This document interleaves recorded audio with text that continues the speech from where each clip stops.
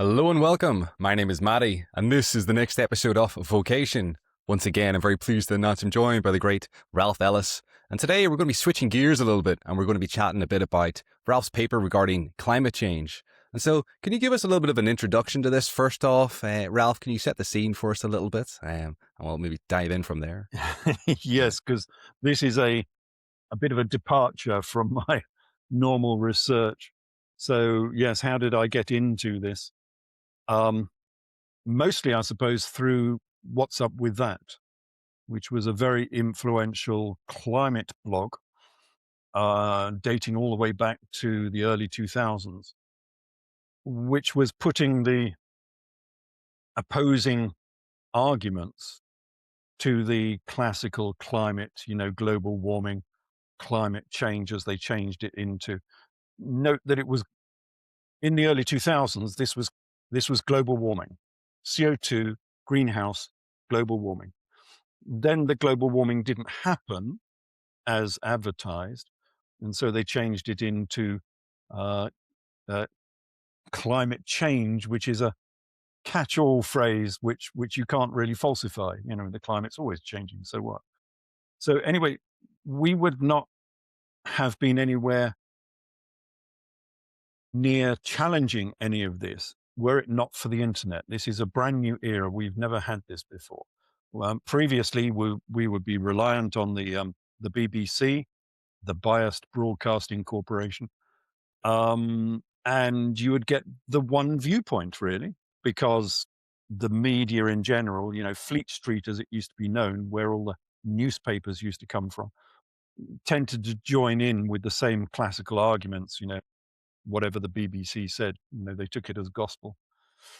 There would be no way of challenging it. You would get the one narrative and that was it.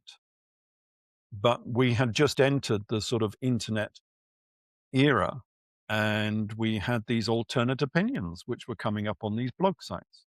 One of them became the most watched, I think, climate website in the world, which was What's Up With That. And so I used to join in with all of these commentaries looking at the alternative data, because there was alternate data.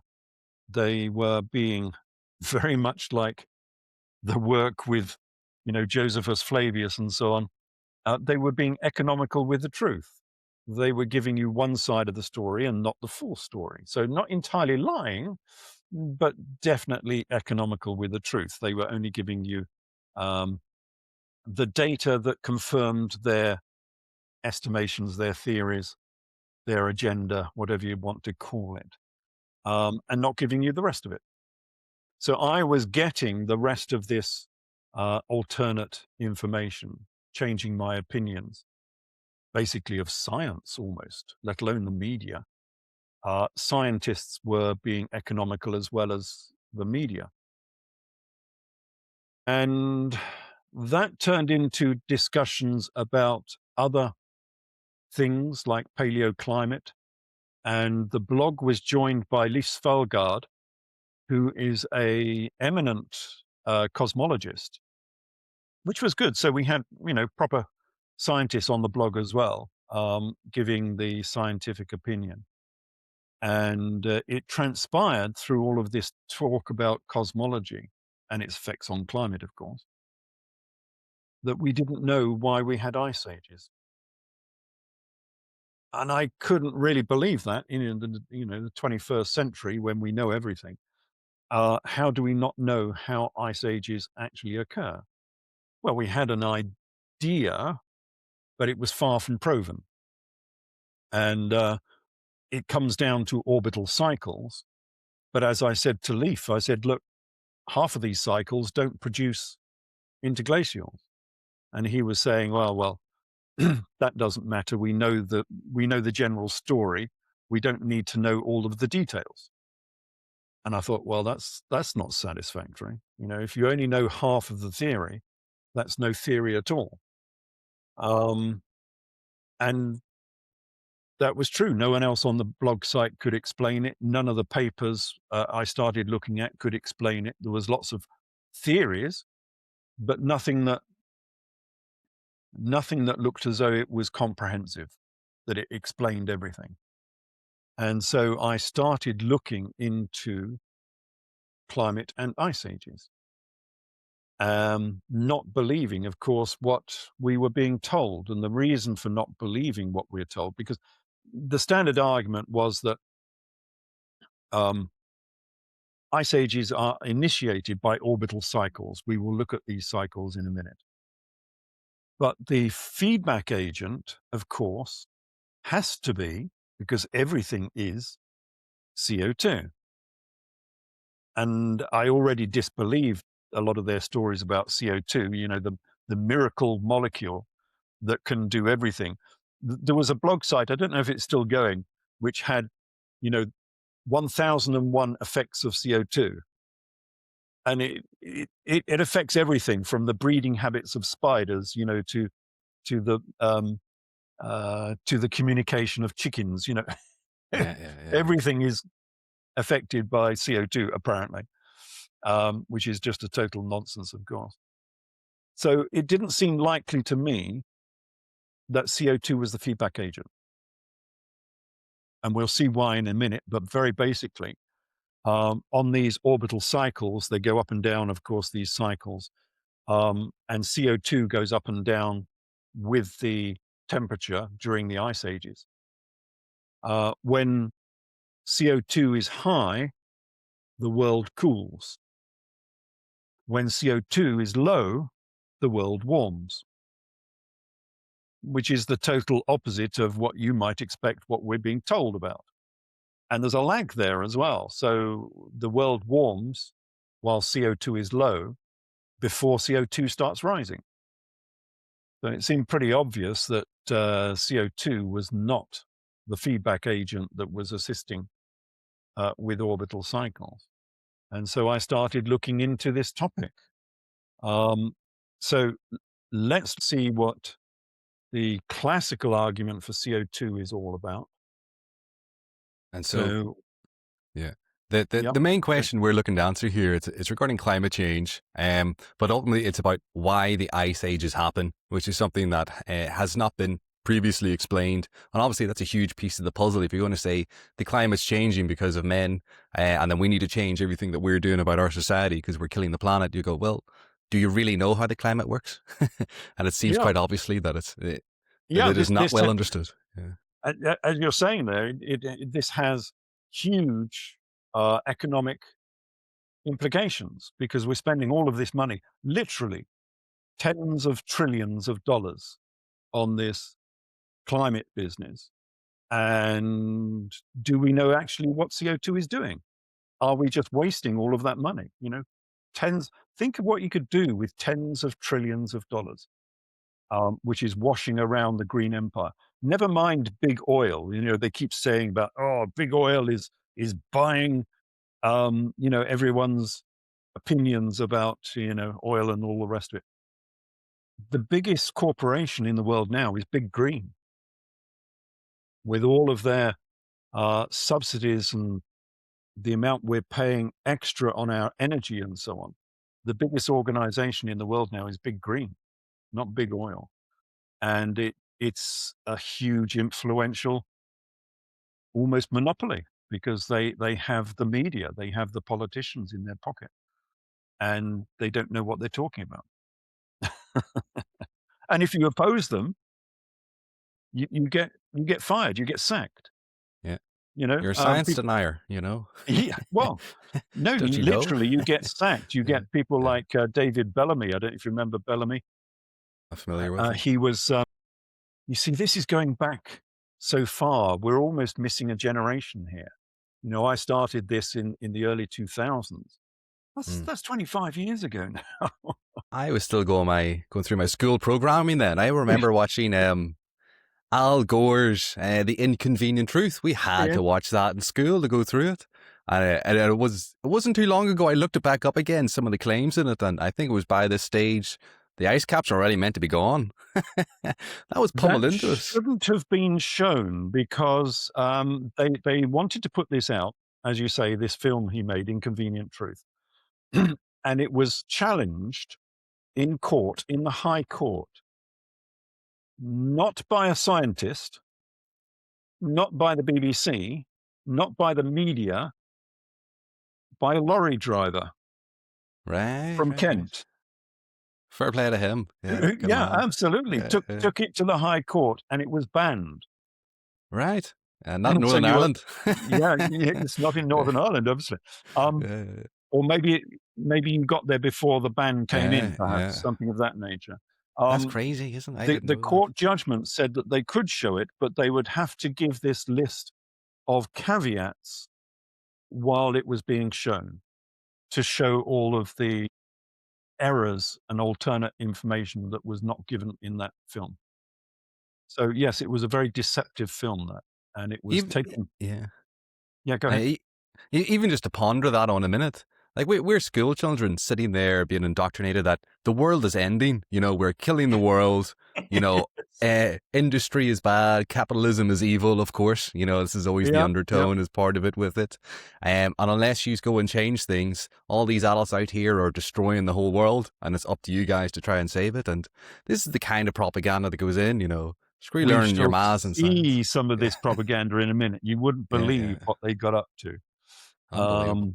Again, this is 20 years ago. People have forgotten about this. But I'm going to shock you and shock the viewers as to how far they went with this. Yeah, as you say, it's pure propaganda, the whole thing. Yeah. It's not science. Yeah. Just to put it in a nutshell, it's really just, for the average Joe out there, it's just CO2 is bad.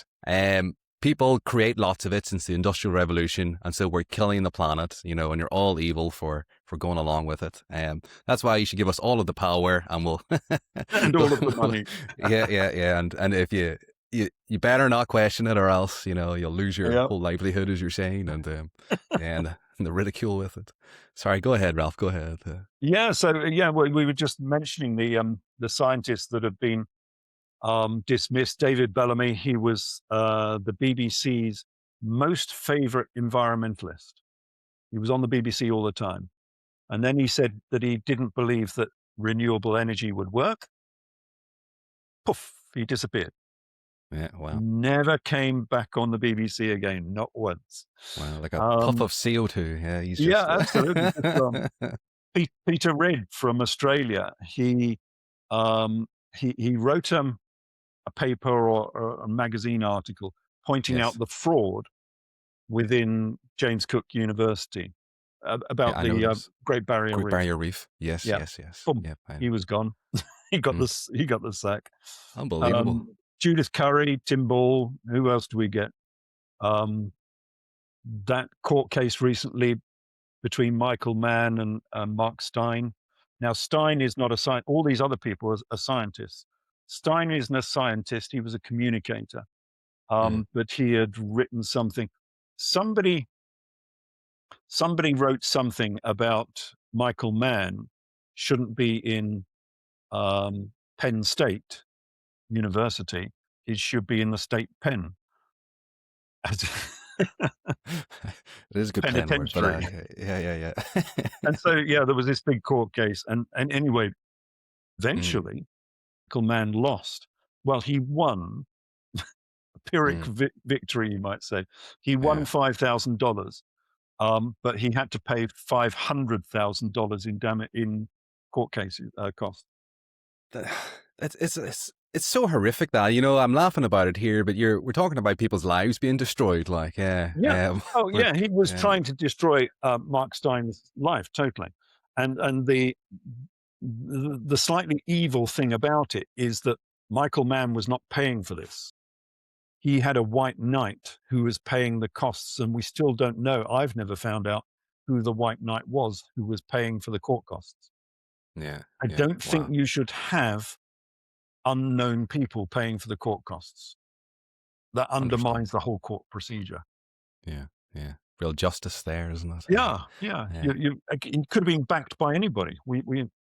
I've never found out who it was. Anyway. One last wee thing, sorry, just before we dive into it, Ralph, just to set up the conversation a little bit more. Part of the consequence of this climate scam that's going on. In the UK, it's about the net zero, something that's currently occurring. And I think which is, we're trying to re-engineer the sort of entire economy and the energy function of it. And it's going to cost us trillions and trillions. That's with a T. 1,000 Yes. billions, many, many multiples of that. The American version, I think, is the Green New Deal. I'm sure people have probably heard of. And so these things have wide-reaching consequences, so our energy prices here in the UK are some of the highest in the world as a part of this. But anyhow, sorry, go ahead, Ralph. I just wanted to... That's important. And it shows again how we're being gaslit by scientists, by scientific institutions. Because as you say, they're going for net zero, which means we need to change on to renewables. And the Royal Society, supposed to be our premier scientific institution, came up with this paper saying that the cost would be £410 billion. And I looked at this and it was the worst written paper I've ever looked at. Absolutely hopeless. Talk about gaslighting. I did the same thing, went through all the details. My result was 10 times as much. Wow. So not 410 billion, but 4,300 billion. They had made some just absurd assumptions. They had divided our consumption, our standard energy consumption. They had divided it by nearly 3. It went down from 1,300 terawatt hours per year down to 570. Yeah. So they're just assuming that we'll all use less energy. Yeah, when you're eating bugs, you'll just not need as much, isn't it? Well, and the you own economic nothing. forum business, you're not allowed to go out to your house. Yeah. They had assumed that if you buy all of these wind turbines, there will be economies of scale, which will reduce the price. But of course, what will actually happen is there will be shortages of raw materials, which will probably increase the price. They assumed with windmills that they would generate 58% of the time. No commercial wind farm has got above 40%. So the standard capacity factor is 40%. And it goes on and on and on. They didn't take into account that wind turbines wear out after 25 years. They've got to be replaced. Absolutely. So if you're comparing with a nuclear power station, which will last for 60 years, you've got to double the construction costs because you've got to replace all of those wind turbines. And the maintenance. It was just an absolute travesty of good research. And that was the Royal Society. And we've got to pay for it. And like there's 4.3 trillion, as you say. 4.3. And I was just going to say, how long does it take before we learn the lesson of the wonders of a planned economy, all of these things? Yeah, they never work, do they? No. They never work. Repeat the same mistakes here. Radio, let's dive into your paper here, Ralph, shall we? Yes. Yeah, well, we're not going to look at the paper straight away, but this is the paper. So this is Modulation of Ice Ages by Precession and Dust Albedo feedbacks by myself and Professor? I think he is, Michael Palmer. Michael Palmer was on What's Up With That with me. And I wrote this lay paper. And he read it and said, well, that's actually quite good. Why don't we make that into a proper peer review paper? So we did that. He showed me how it's done because I had no idea how you write a scientific paper, how detailed the references have to be, how much background research you need to do on it in order to prove your case. So this probably took nearly 18 months by the time I finished it. So it's quite labor intensive if you're doing a proper peer-reviewed paper, because this is, I forget what it is now, it's about 24 pages or something. You see some papers which are, just 1 or 2 pages. This is quite comprehensive. So this was published by Beijing University. because the good Royal friends. Society refused to to publish it. So I went to Yeah. Beijing University, and the Royal And Society, they're absolutely mad. you get feedback, obviously, when you put a paper in. They review it. It's all peer reviewed. Open peer review for Royal Society, except they wouldn't tell me who the reviewers were. exactly. So Yeah. it wasn't open at all. Yeah. So, and yeah, the reviewers were idiots. I've never come across such idiots in my life. One of the aspects was that CO2 reduces with altitude. That's important for, as I'll explain later. And the reviewer said, this is nonsense, the paper is rubbish, because CO2 is at the same concentration at altitude as it is at the surface. So I couldn't believe someone had written this. So I wrote Yeah. back, so why do we have emergency oxygen in aircraft? You know, Yeah. the concentration of oxygen at altitude is exactly the same as on the surface. So why do we have emergency oxygen? Well, because there's less of it. The partial pressure reduces, of course.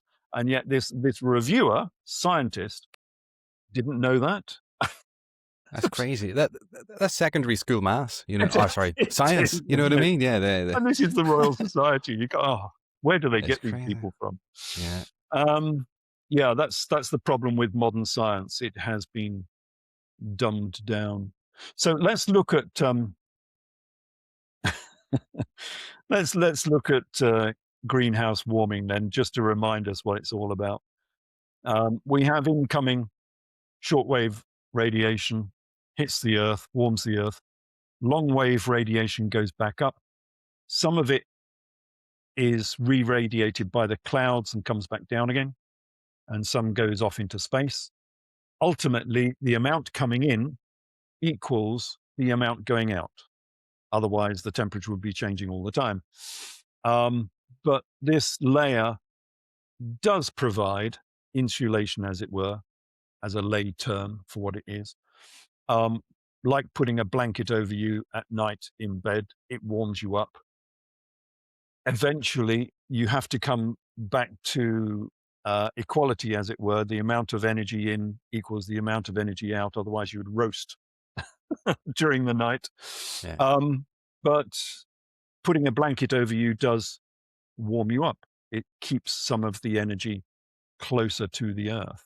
So that's the whole idea of CO2 global warming. There are many greenhouse gases. The main one is water. We'll look at that in a minute, water vapor. And of course, the more of these greenhouse gases you put in the atmosphere, the thicker this blanket is over the Earth, and the warmer it will get. And the two main ones we're going to look at are, sorry, they are in the wrong order for some reason. This one, which is carbon dioxide, which everybody knows about. This is concentrations of CO2 over the last 2,000 years. And ever since the Industrial Revolution, obviously, CO2 has been increasing. Most of that is due to mankind. I don't think there's too much argument about that. But you probably find about a third of it is just outgassing from the sea. So when the seas get warmer, they outgas CO2. So, you know, let's say 30% of it is natural, the rest of it is man-made increase. Methane is another one. It's more powerful, but there's less of it. Its effects are smaller. Again, with increased agriculture, the amount of methane is increased. Again, you'll probably find maybe half of that is natural, because methane comes out of boggy areas and so on. And if the boggy area is warmer, it's going to emit more methane. And the rest of it is man-made. However, no, we'll look at that in a minute. I don't think methane from cows is actually a problem. We'll look at that in a minute. I thought the Irish government were trying to kill a lot of our cows because of this, Ralph. I Are you know. saying that's not true? It's not true. Well, we might as well talk about that now. if I can find the image, yes. It depends on the residence time of CO2 in the atmosphere, of methane in the atmosphere, is only about 14 years. So it's continuously being cycled all the time. So methane can only be increasing the greenhouse effect if the number of cows are increasing. If the number of cows are static, then our cow population cannot be affecting methane in the atmosphere, because we've had cows and global warming for what, 40 years, 30-40 years. So it's already recycled by that time. It can only be increasing as a problem if the number of cows are increasing. And if you look at the graph, the number of cows is actually going down. That's interesting. Yeah. This is for Europe, so this is the EU. Okay, it's not world population. I haven't got a world population. But for the population of cows here, bovine, sheep, goats, I don't think pigs is the problem. It's mainly, I think, cows, because they eat grass and they digest it with their two stomachs and so on. So if the number of cows is going down, cows cannot be the problem, because they're not adding more methane to the atmosphere, because the residence time of methane in the atmosphere is only about 14 years. So for the EU, cows are not the problem, can't be the problem. So this, they were trying to cull all the cows in Ireland. I saw that story. They were trying to do the same in Holland as well. And you think, well, do they just want us all dead? Yeah. Is this the idea? You're not allowed to farm. We've had a lot of this in the UK recently. You're not allowed to farm. Do they want us all to starve? They're now paying farmers not to farm, so to keep their fields fallow. Around me, all of the fields within, let's say, 2-3 kilometers where I normally sort of walk, are being left fallow. That's crazy. Whereas last year, 3/4 of them were actually growing wheat or barley, something of that nature, one of the corns. So that we're actually reducing the amount of food we're producing. And Britain doesn't produce enough food anyway. We have to import a lot. So basically, I think they're just wanting us to starve. I think that's the general idea. Crush the West, isn't it? Yeah, it's the same agenda. It does seem like it. It does. You do wonder what their intent is. I feel like, is this a good moment to bring up the bit about the Club of Rome, or I might add that in at the end? Yeah. Do you know the bit I'm referring? Yes. I haven't studied it too much for this particular talk, so perhaps we could leave that a little bit. But yes, they're all involved. It's Club of Rome, it's World Economic Forum, it's all of these supranational organizations which are controlling this agenda. We'll come back to that. Yeah, we'll come back to that. Without any due regard for us or even the environment, probably. Certainly not for the economy. They've got no concern about the economy at all. So this is CO2. What they won't tell you quite often is that the effects of CO2 are inversely logarithmic. So they just keep saying, oh, more CO2 will give us more warming. Yeah, but it reduces with time, with concentrations, should I say. So the bluish turquoise line, that's CO2 in parts per million along the bottom, all the way from 0 up to 1,000 parts per million, say. And on the left, it's the net downwelling forcing. So the effectiveness of CO2 as a global warming agent, measured in watts per square meter, which is how we generally measure the amount of long-wave radiation coming back from the clouds from the atmosphere. And so CO2 is very effective in the initial portion. So in the initial portions here from no CO2 up to 400, well, it's got 380 here, which is the current amount of CO2 in the atmosphere. It's about 400 now. We get 23 watts per square meter extra coming down from the atmosphere. That's quite a large warming increase. And that certainly keeps us much, much warmer. I think the net effect, don't quote me on this, but it's something like 20 degrees warmer with not just CO2, but with all of the global warming agents. So all of the greenhouse gases together, I think warms the Earth by something like 20, 25 degrees. So it's quite a reasonable amount. So that's up to current amounts. But if we double that, so from 380 up to 760, we only get an additional 4 watts per square meter. So the effectiveness of CO2 diminishes the more we have. I like Happer's, Professor Happer has this meme which he likes to sell, which is about American barns. I don't know why American barns are red. Anyway, there's a tradition in America of painting your barn red. And as he says, if you paint your wooden barn red, it will go red. If you paint it again, it'll only get a little bit more red. It's not going to get twice as much red. Yeah. So it's a law of diminishing returns.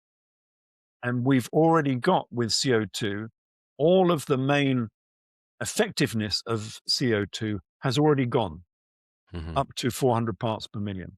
That's its really effective portion. From now on, CO2 is not very effective at all. So the argument that we're going to fry because of extra CO2 is fallacious.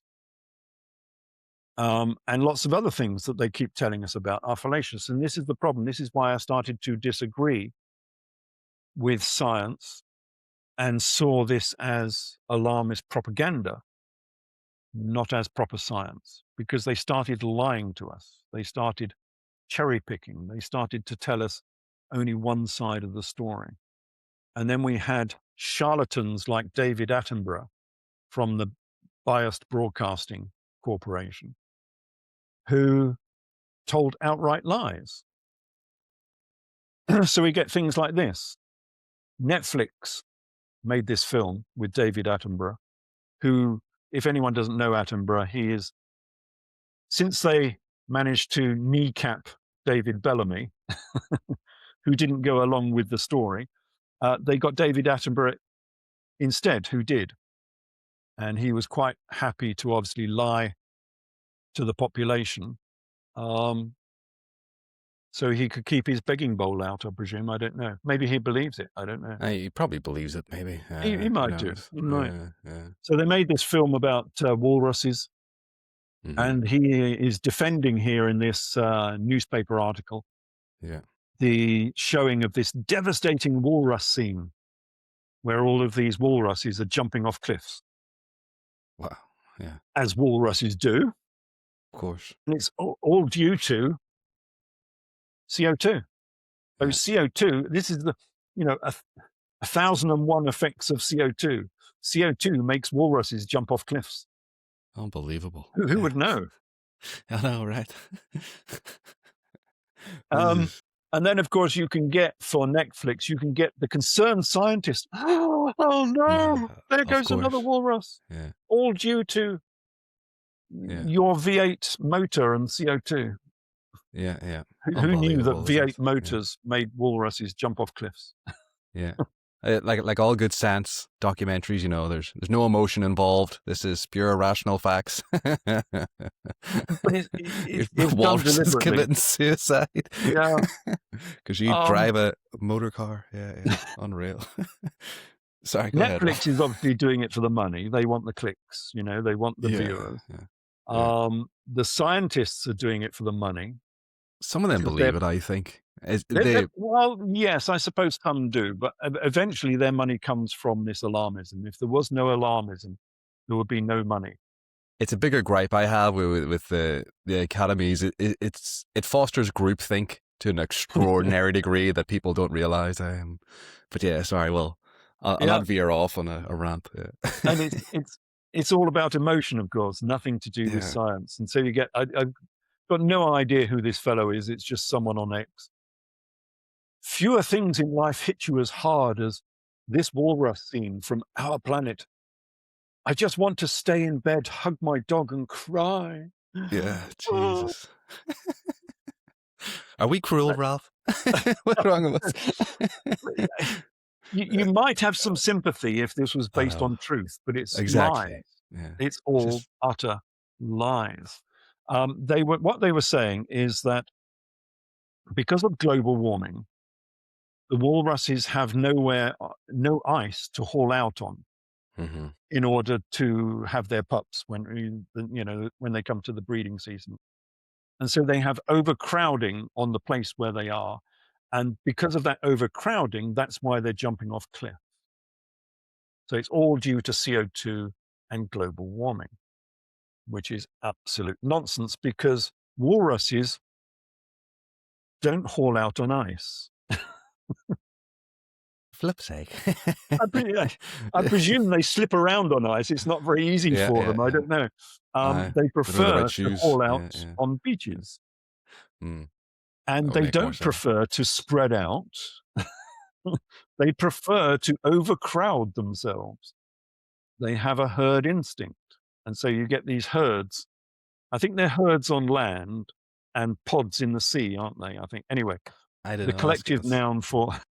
It's a good trivia there. Yeah, just a bit of trivia. You've got to have some of that in there as well. The collective noun for walrus is a herd when it's on the beach. And they herd together, as you can see. They just, I presume it's for safety. If you're in the middle of that lot, you're not going to be predated by a polar bear. No. So that blows a hole in the argument for starters. It's nothing to do with not having any ice to actually haul out onto.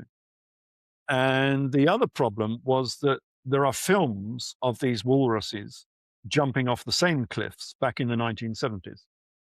Right, yeah. Now, they're freely available. You can look them up on the internet. Just Google in YouTube, and it'll come up with the videos of them jumping off.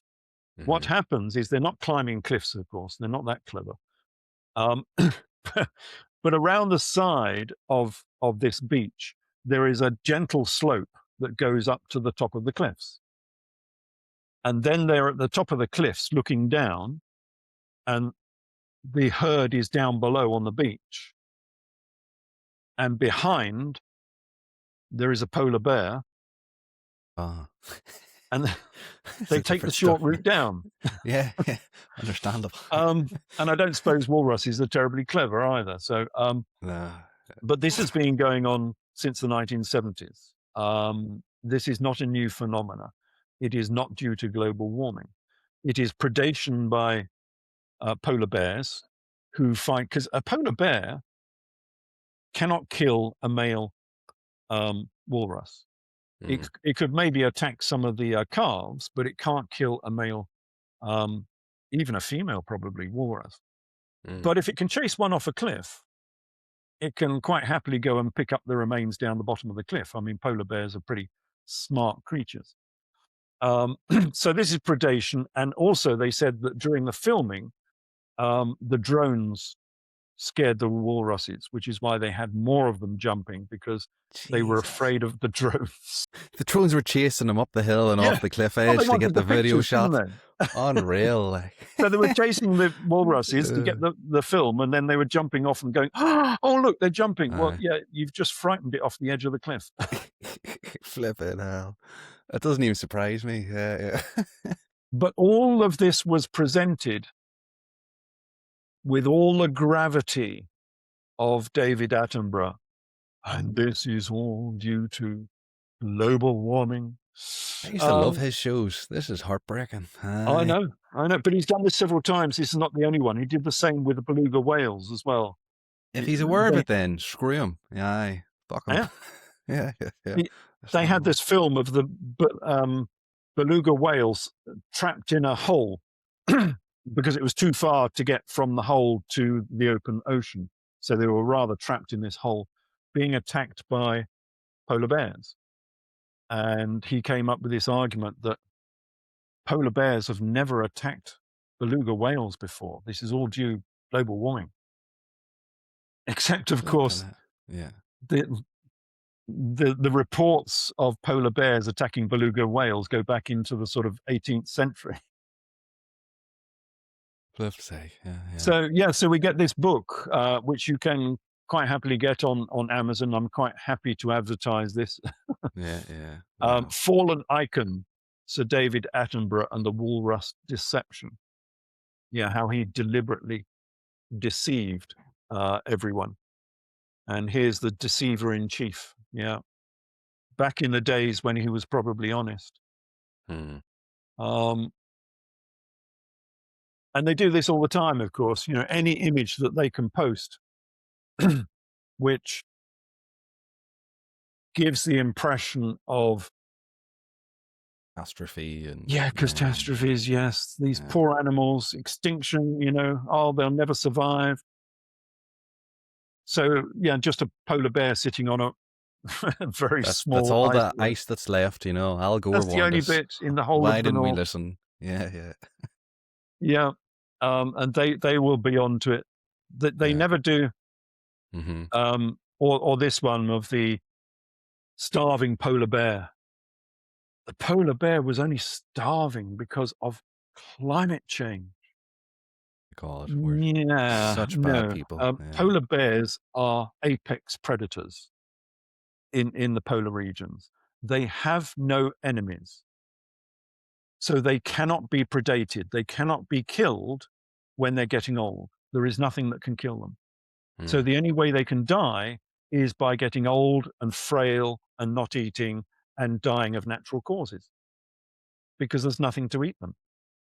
I see. If it's an old fox or an old, maybe even a wolf, I don't know if they go up this far, but the deer and so on that come up there in the summer, if they're getting old, they'll be predated by a polar bear. So you won't see so many of those being old and infirm and dying. But polar bears have got, nobody can touch a polar bear, even when it's half starving. And so the only way they can die is by getting old and frail and falling over and dying. This is old age. This isn't CO2 murdering a polar bear. It's funny that, animals have been dying of old age for like millions of years. Get the Royal Society back on the phone. Was much higher. Breaking news. And this is another thing, of course, they won't tell you, is that CO2 during the Jurassic era, the dinosaur era, was 6 times higher than it is now. It's almost as if it's like plant food or something that allows everything to grow bigger, I must look that up. Perhaps it could be plant food. Who knows? Thought it was all bad. The giant size of dinosaurs was due in part to extra CO2. That's how they could grow so large, because there was more CO2, there was more plants, more larger herbivores, larger carnivores. That explains the whole of. Go ahead. Am I right in saying that with our higher CO2 now, is there more trees today than there was 20 years ago? Yes. Isn't that right? I haven't got the image here. I should have brought it up. But NASA did a research project on it, and they called it the greening of the world, using satellite imagery to show that the world has greened because of extra CO2. Because CO2 is plant food. More than that, it greens in arid areas. So places like the Sahel in the south of the Sahara is getting greener and greener, because CO2 allows plants to live in arid conditions. So the more CO2, the better. 20% of our agricultural production, we'll look at this in a minute, 20% of that increase is now due to extra CO2. So CO2 is feeding about 1.5 billion people, extra CO2. Yeah. So if we want to delete that CO2 from the atmosphere, you're going to cause the starvation of 1.5 billion people. Is that the plan? Just reduce the population? Isn't it certainly looks like it. All these things add up. This is clearly what it is, you know. Yeah. What the hell? But what you will never find, of course, these are good photo opportunities, aren't they? These are just perfect for the media world. This is the image that they want. What you never get is the WWF having saved the spiders. Yeah. And it's not a big campaign, is it? No. Why isn't Greta Thunberg trying to save the spiders, you know? Yeah. With spiders on her fingers, you know, saying, we've got to save the spiders. I feel bad for her. I should make fun of her. Especially the redback. I don't know if you know the redback. Oh, I'm familiar. I've been to Australia. Yeah, I know. Yeah, you're familiar. Yeah. For those that haven't been to Australia, when you dare go to the toilet, lift the lid up and have a look underneath. Because and we have to go wrong once. They like living underneath toilet seats. And the number of people in Australia who've been bitten on the bum. Jesus. Yeah. I actually knew someone who went camping once with her partner, and a spider bit her, and she had a heart attack from it. You know, this is just this is a totally normal thing that happens there. Like, it's a worry over there.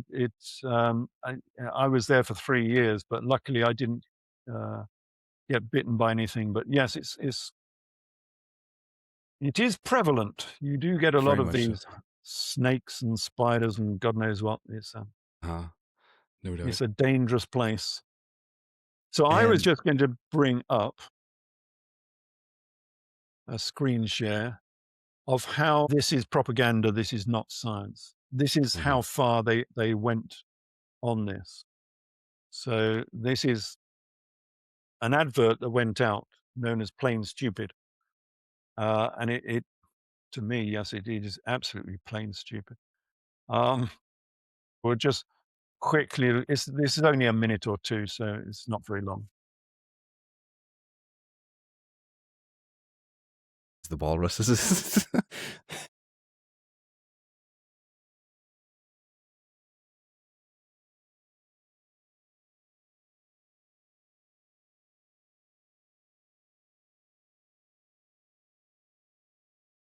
quite brutal.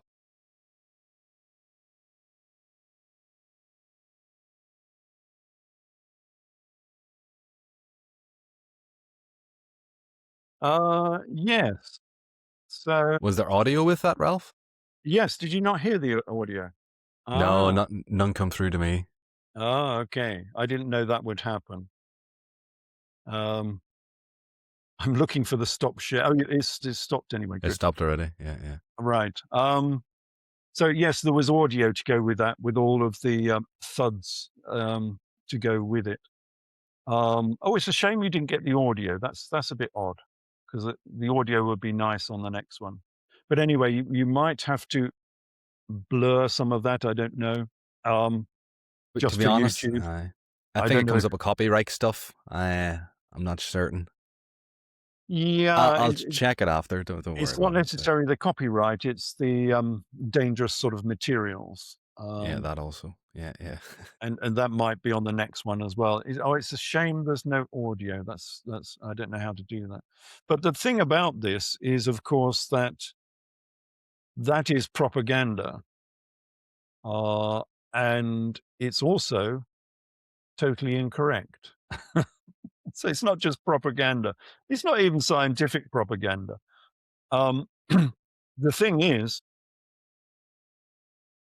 they're trying to insinuate there that the number of polar bears are being decimated by global warming, and polar bears are going to go extinct. That was the whole argument back in the early 2000s. There are not many polar bears. There's only about 10,000 of them. And they're going to go extinct because of CO2. It's one of the things that CO2 can do, of course. But of course, if you read State of the Polar Bear Report, 2023, by Dr. Susan Crockford, number of polar bears has tripled Right. Yeah. There over you that go. time from 1960. That's crazy, isn't it? Yeah. And So like, the it's so whole of that shameless. campaign Yeah. was based on nonsense. Yeah. And then they would have had the data, like you can see here, from 1960 upwards. So you would have seen the trend increasing. Yeah. Yeah. Yeah. Yeah. Oh, they don't care about data half the time. No. They really don't care about data. All they care about is impact, because this is propaganda. This is a political campaign. This has nothing to do with science. So I'm just going to jump out again into another video. And this one will shock viewers, I think. I don't know if you've seen this one before. This is how far they went with this propaganda back in the early 2000s. And they thought this was a good idea. And it's a shame that we don't have any audio, but never mind, we shall have a look at it anyway. This is known as 1010. And this was propaganda. You were talking about this before when you're at school. This was propaganda for children.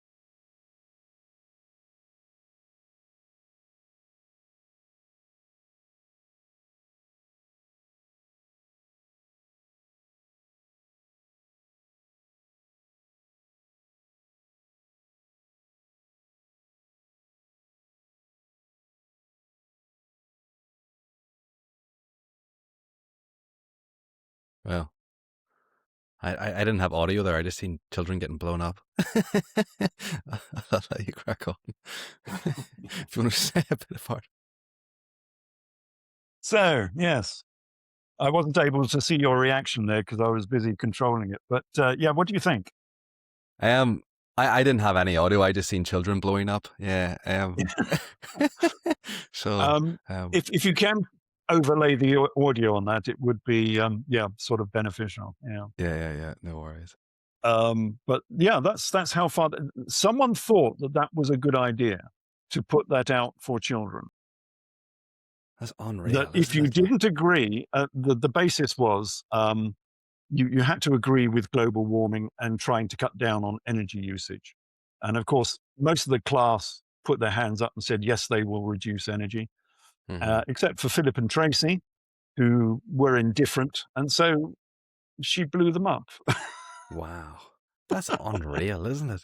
Like the fact they went through the whole production and, coming up with the plan, getting all the people involved, putting this out. Where was this shown, Ralph? Sorry, where did you come across It's supposed this? to be shown for children.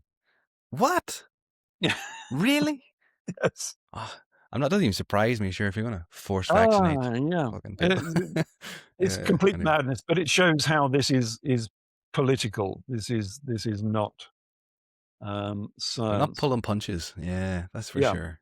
Yeah, and that is why I got so interested in this topic. This is why I started writing this science paper, because it concerned me that we were getting the wrong information. and we will see some of that wrong information now. Yeah, nothing says like open scientific debate than blowing up people. It's not unreal. If you don't agree with it, we'll not only sack you from the university, but we'll blow up your kids as well. Yeah. It fosters openness, doesn't it? Yeah. If they're happy to sack people, like David Bellamy from university and Peter Reid and all of the others, Mm-hmm. who knows what they would get up to, Okay, of course. Yeah. Would they blow up the children as well? Yeah. Who knows? Less CO2, The thing is, there are other reasons why we might get global warming other than CO2. This is one of them, and this is oceanic cycles. And there is a correlation between oceanic cycles and the warming cycle we're in, because we're in a cycle. This is not, and we'll look at this in a minute, this is not a linear trend and then a sudden increase. This is a cycle. And there are cycles that sort of match what we are experiencing. So this one is the AMO, which is the Atlantic Multidecadal Oscillation. And these are all standard scientific graphs I've picked out. Most of them are by NOAA, which is the American Oceanic and Atmospheric Association. And you can see them for yourself on Climate for You. So this is the Atlantic Multidecadal Oscillation, which is tracking the different temperature patterns within the Atlantic. And there's a similar one for the Pacific as well. But this one suits the temperature rather closely. So this is the Hadkrut 50-year annual trend. So this is annualizing the surface temperatures over 50 years. So it's a smoothing operation. By Hadkrut. Hadkrut is the Met Office, UK Met Office, and CRUT is the Climate Research Unit over in East Anglia, where they had the Climate Gate emails, which we will look at some of those perhaps. So that was a big scandal back in the 2000s, where all of these emails came out of the Climate Research Unit from the University of East Anglia, saying how they were using tricks instead of data, things of that nature. But it's always struck me as interesting that if you place the AMO over the top of the smoothed 50-year temperature graph, it sort of matches fairly closely. That's interesting. Suggesting that this is not just a CO2 phenomena. And we've known this for some time. This came out of What's Up With That. This is Josh. Josh is always good at making nice little cartoons. Mm-hmm. So here's the the Earth Climate 1.0 computer, the big computer, calculating everything to do with the climate. And it's got all these huge, great dials for water vapor, which is the largest of the greenhouse gases, of course. And all the scientists are looking at this little tiny CO2 button down the bottom. Yeah. That's hilarious. And then there's a guy here who's just noticed that the sun might have some impact. And a guy over here that's suddenly found that there's a knob for oceans as well. So the problem is that all of these institutions who make these model simulations of the climate have got it wrong. Who saw that coming? Yeah. Yes, who would have seen that? I think it was even Jordan Peterson maybe mentioned before that within these climate models, one of the things that they don't include are clouds, which you might think might affect things with this global house, this greenhouse warming sort of effect going on. Yeah. Yes. You can't model clouds apparently. Yeah. Yes, they don't take albedo correctly. They use albedo as a cooling agent instead of a warming agent. But it does both. So we'll go through that. That's part of my science As your paper. Yeah. So here we have 68 models, and all of the models, all of these different colors, are running far too hot. Now, the real world is the black one down the bottom. And there's a consensus amongst rational scientists that the increase for a doubling of CO2 is only 1 degree for a doubling of CO2. Whereas some of these, this comes from the IPCC AR6, I think, which is the latest. These are the CMIP 6 models. And some of them go up to 7 degrees, I think, for a doubling of CO2. Mm-hmm. And so when you see these alarmist predictions in the Groniad, the the Guardian newspaper, which has always been known as the Groniad, because they can't spell, basically. They are using the worst predictions. So the IPCC have a range of predictions all the way from what you might say is reasonable up to absurd. And it looks like the true effect of CO2 is perhaps 1 degree for a doubling of CO2, which is not really a problem. And the other problem is that, okay, the black line is the observed line, but can we even trust the observed line? Because this is a graph of corrections to the North American surface temperature record by NOAA, the National Oceanographic and Atmospheric Association over in America. And these are all the corrections they make to the data. So the data comes in, the raw data from all of the thermometers across America. And then they have to make adjustments to it over the years. So you can see all the way from 1900 here, 1950, all the way up to 2000, 2020. They make adjustments to it because things change. You know, the site of the station might change, the instrumentation they're using is changing, the time of observation has changed. All sorts of things have changed. And so they have to make adjustments to the raw data to get the true data. But every adjustment they've made has made temperatures warmer. What are the chances that every adjustment you have to make to the raw data makes it warmer every time? So, yeah, up to 1 degree of warming that we've experienced is merely temperature adjustments to the data. Wow. Yeah. Not actually anything happening in the environment.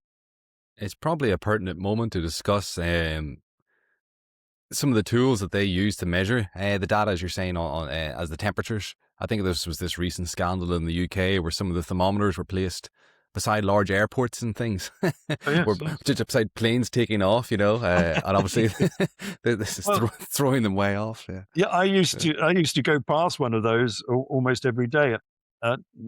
This is for the CET, the Central England Temperature data set, which is the oldest temperature data set in the world. It goes back to 1720, I think. It's the oldest in the world. And it's been continuous all that time, but in different places because places change, as you're saying. And so one of the temperature, it's based on 3 temperature units around central England. And one of them was at Ringway. Sounds nice, doesn't it? Sounds like somebody's farm with donkeys and a few cows knocking around. Yeah, way out in nature where nothing's going to disturb it, because that's how we do science properly. Unfortunately, say something different. Ringway is Manchester International Airport, and it's just the temperature sensor was in the middle of the taxiways. Yeah, opposite the engine run-up bay. Unbelievable, isn't it? Yeah. And so I used to taxi past this one. So I used to give it a burst of extra thrust every time I went past it. That's because hilarious.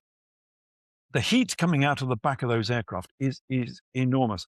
If you've never been on an airport and actually worked on an airport, you wouldn't realize quite how powerful and hot these things are.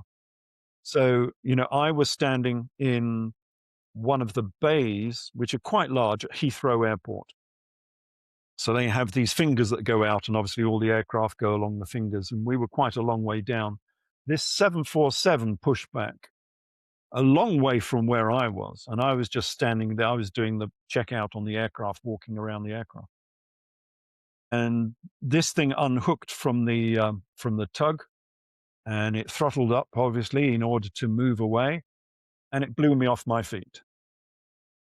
Now, I was meters away. I was 100 meters away from Wow. this Yeah. 747, but you could feel the heat, not just the velocity of the air. You could feel the heat as it blew you off, and I lost my hat completely. In those days, we wore hats. This was a long time ago. Nobody wears hats anymore. Yes, so the amount of hot air coming out of these aircraft, all taxiing past this temperature sensor for the CET, was enormous. It was distorting the temperatures completely. And they had to move it, and they moved it to a new site in 2008, I think they moved it. But up until 2008, so between sort of 1980 and 2008, all that temperature gauge was doing was recording the increase in size of Manchester International Airport and the increase in size of the aircraft using it. Yeah. Because back in the 80s, it was all just little turboprops, It wasn't a major, it was only a regional airport. It wasn't international. And then suddenly all these huge jets started coming in for international work. And then even the domestic side using large jets instead of turboprops. So the amount of heat being put out by these aircraft was enormous. And all of that was recorded by the CET. Now, when they moved it to a new location, that particular sensor, they had to calibrate it to what it was giving in Manchester. Well, they can't really get rid of all the warming that it's already recorded, because how do you know how much warming it has recorded that was just aircraft, not natural? So all of that temperature increase that was provided for that, nearly 30 years is still in the CET. Wow. You can't get rid of it because you don't know, you can't quantify it. Yeah, How exactly. much warming was caused by the aircraft? They don't know. So yes, all of these temperatures via surface monitoring are very suspect. They've not accounted for the UHI properly, the urban heat island effect. The amount they've adjusted for urban heat island is very small. When even if you watch your weatherman at 6 o'clock, they will say it will be 2 or 3 degrees cooler out in the countryside when they're talking about frost formation and things like that. That's the amount of difference you'll get between the town and the countryside. And yet a lot of these temperature units are still sitting in towns where there will be 2 or 3 degrees warmer just because of the urban heat island effect. So the only temperature data sets I like to use are the satellite ones. So you've got RSS and UAH, University of Alabama, Huntsville, run by Dr. Christie. And talking of Christie, this is worth reading. Anyone who's interested in this topic, Tropical Skies, Falsifying the Climate Alarm by Dr. John Christie. Now, this is not just anybody writing this paper. He is the chief climate scientist for Alabama. So, this is a guy with the right qualifications. And he basically said that all of the models, all of the data is alarmism. And the amount of warming you get from a doubling of CO2 is what we said before. It's about 1 degree. And he runs the UAH satellite data record, which is using satellite measurements of temperature. And of course, that's not dependent on a single town or anywhere. It's more global, of course. And so that's the UAH satellite temperature data set, which I think is a much better data set. It still shows warming, but obviously it's That more still doesn't accurate. mean it's CO2 either, although it may be No, warming it doesn't. slightly. It still No, it doesn't. doesn't. There's an important caveat there. Yeah. Yeah, it's worth pointing out that it doesn't mean that it's CO2 that's causing the warming, although we think there is a base warming. But the You variation said in the warming is probably by. Oh, and this, before we go on, this paper was written for politicians. So it's very simple. It was written for 6-year-olds. I see. You know, It's lowest just picture common diagrams. denominator. Yeah. I mean, for goodness sake, you've got to have people like Rayner, Angela Rayner. Yeah. Angela Rayner. I mean, you've got to have people like her to understand it. So yes, it's written for 6-year-olds. UK politician, possibly UK. next prime minister. Yeah, who UK hasn't politician. finished school, I don't think. No, well, neither has the foreign secretary either. Dear old dummy Lammy. I mean, he must be the most brain dead person in politics, isn't he? I don't know. It's unreal to get to these positions, isn't it? Like, Yeah, totally. Yeah, DEI hires all the time. Is it? Just have to be a Marxist, Yes. Join the Yeah. clubs. Yeah. He was the guy who said that the son of Henry VIII was called Henry VII. Yeah. I've seen the recent one in America. What is the politician? Lan Omar, one of these Somalian politicians in America. That was. Did you see this? The World War II? Yes. Yes, you said it was World War 11. Real, isn't it? Like these are the people making the choices, the decisions. Well, these are the front of it. The real people are behind the scenes, as we mentioned. But it's also very indicative of people who are not of our culture. It doesn't matter what she says about herself; she's not of our culture, because no Western educated person would make that mistake. You just couldn't. Impossible. Yeah, it would be impossible, because it trips off your tongue. Everybody knows that WW11 means World War II, or II actually. It means you're not part of the culture. And I've seen this many times before. There was a chap I used to work with, born in Britain, didn't know what November the 5th was.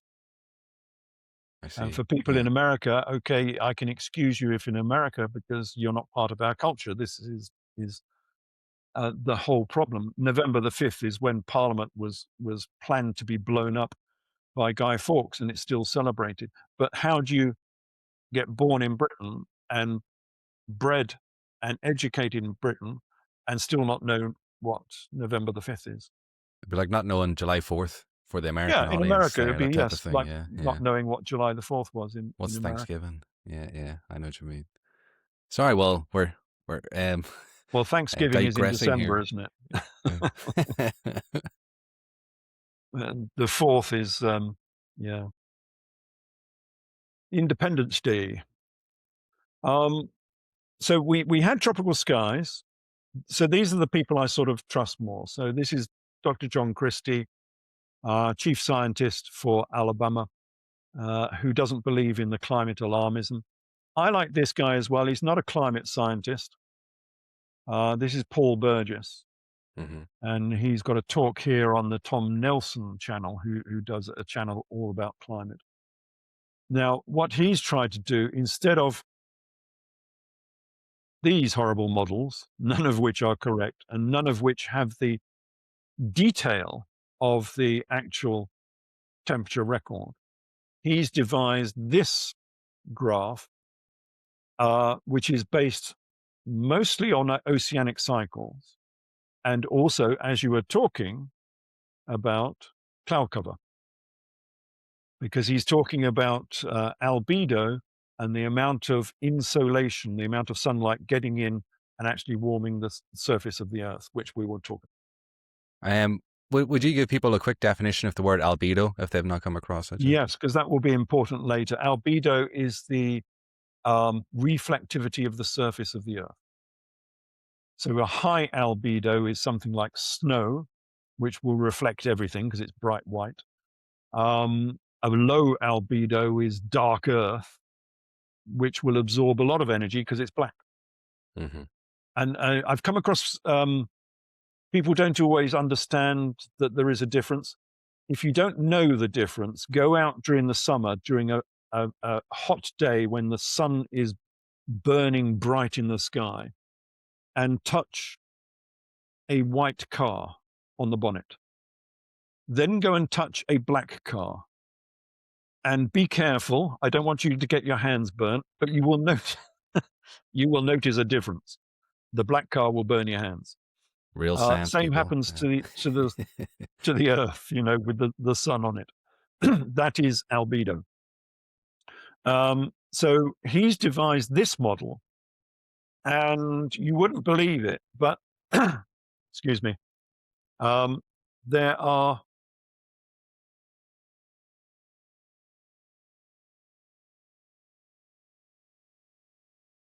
two graphs here, not one.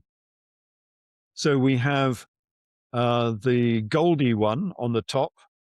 Underneath it, there is blue.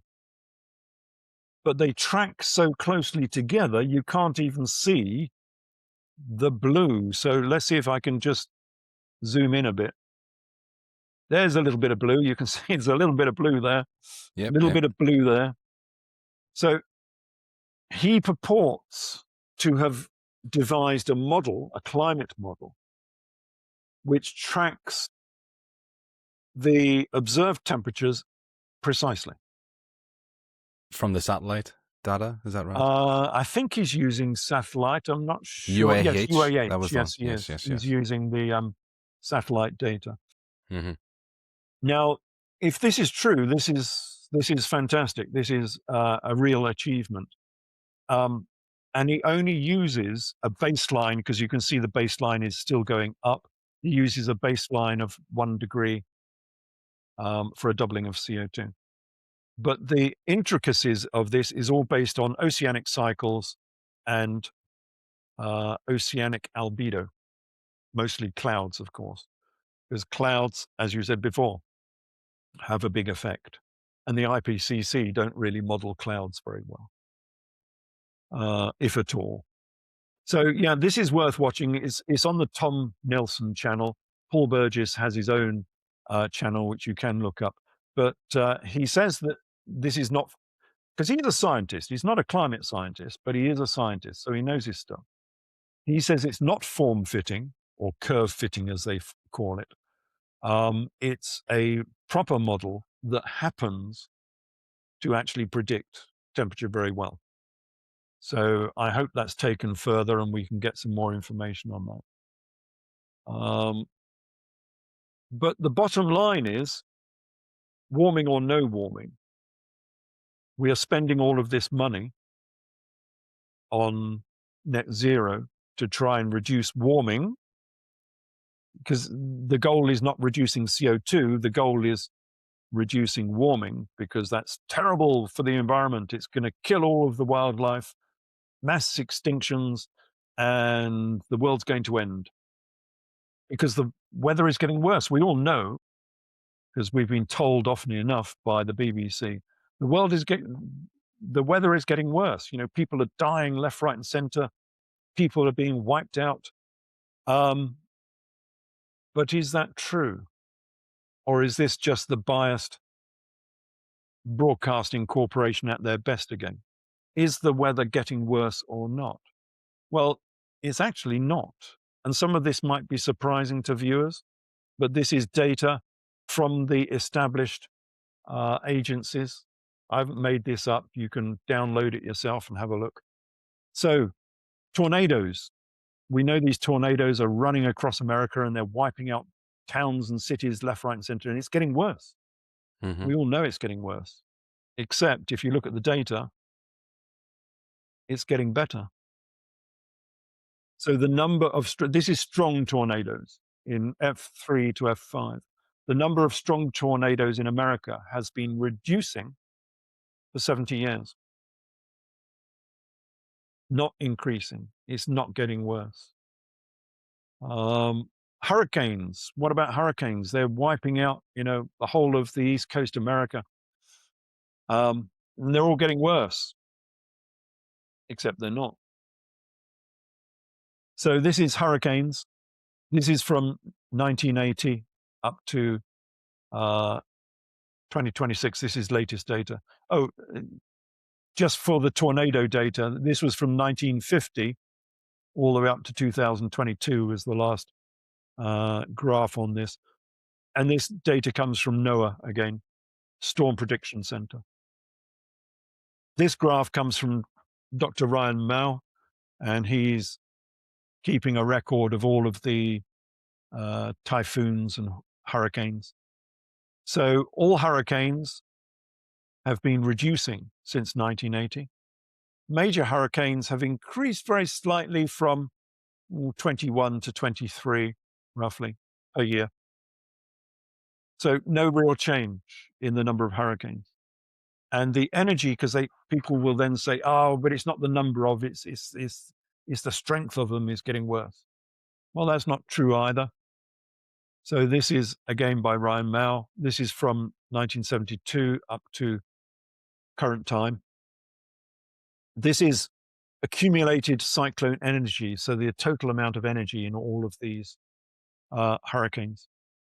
It went up till about 1996, and then it's been going down ever since.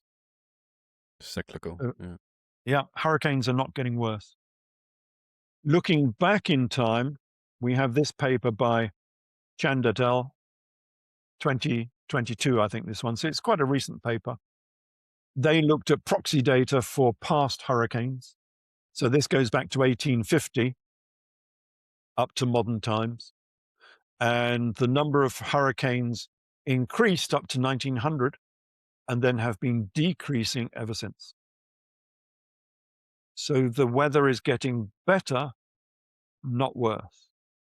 So why do we want to spend all of this money? What is the goal if the weather's getting better? People won't believe some of this. I mean, this is based on proxy data. You might say, well, it's difficult to get good proxy data. But, it was a good paper. They went into a lot of detail on how they got their data.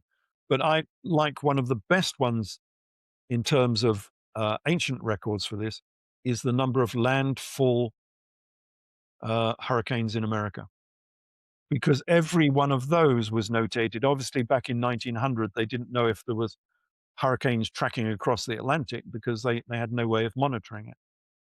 But they could monitor every single hurricane that hit America. So this is a record of all of the hurricanes that hit America from 1900 all the way up to 2020. And there's no change. No change. And again, people will say, oh, but they're getting worse. It's not the number, they're getting worse, they're getting stronger. Well, these are the strong hurricanes, major hurricanes. Again, 1900 to 2020, and no real change. So again, what's all of this expenditure for? Mm-hmm. And again, people will say, oh, the modern ones, look at Katrina, the modern hurricanes are much worse. No, there's just more people perhaps, but they're not worse. This is a list of all the worst American hurricanes. The worst was Galveston, where up to 12,000 people died. Wow. That was in 1900, 120 years ago. Worst hurricane was Galveston, San Sirico, 3,000 people died, 99. Ria, 2017, that was a strong one, 3,000 people died.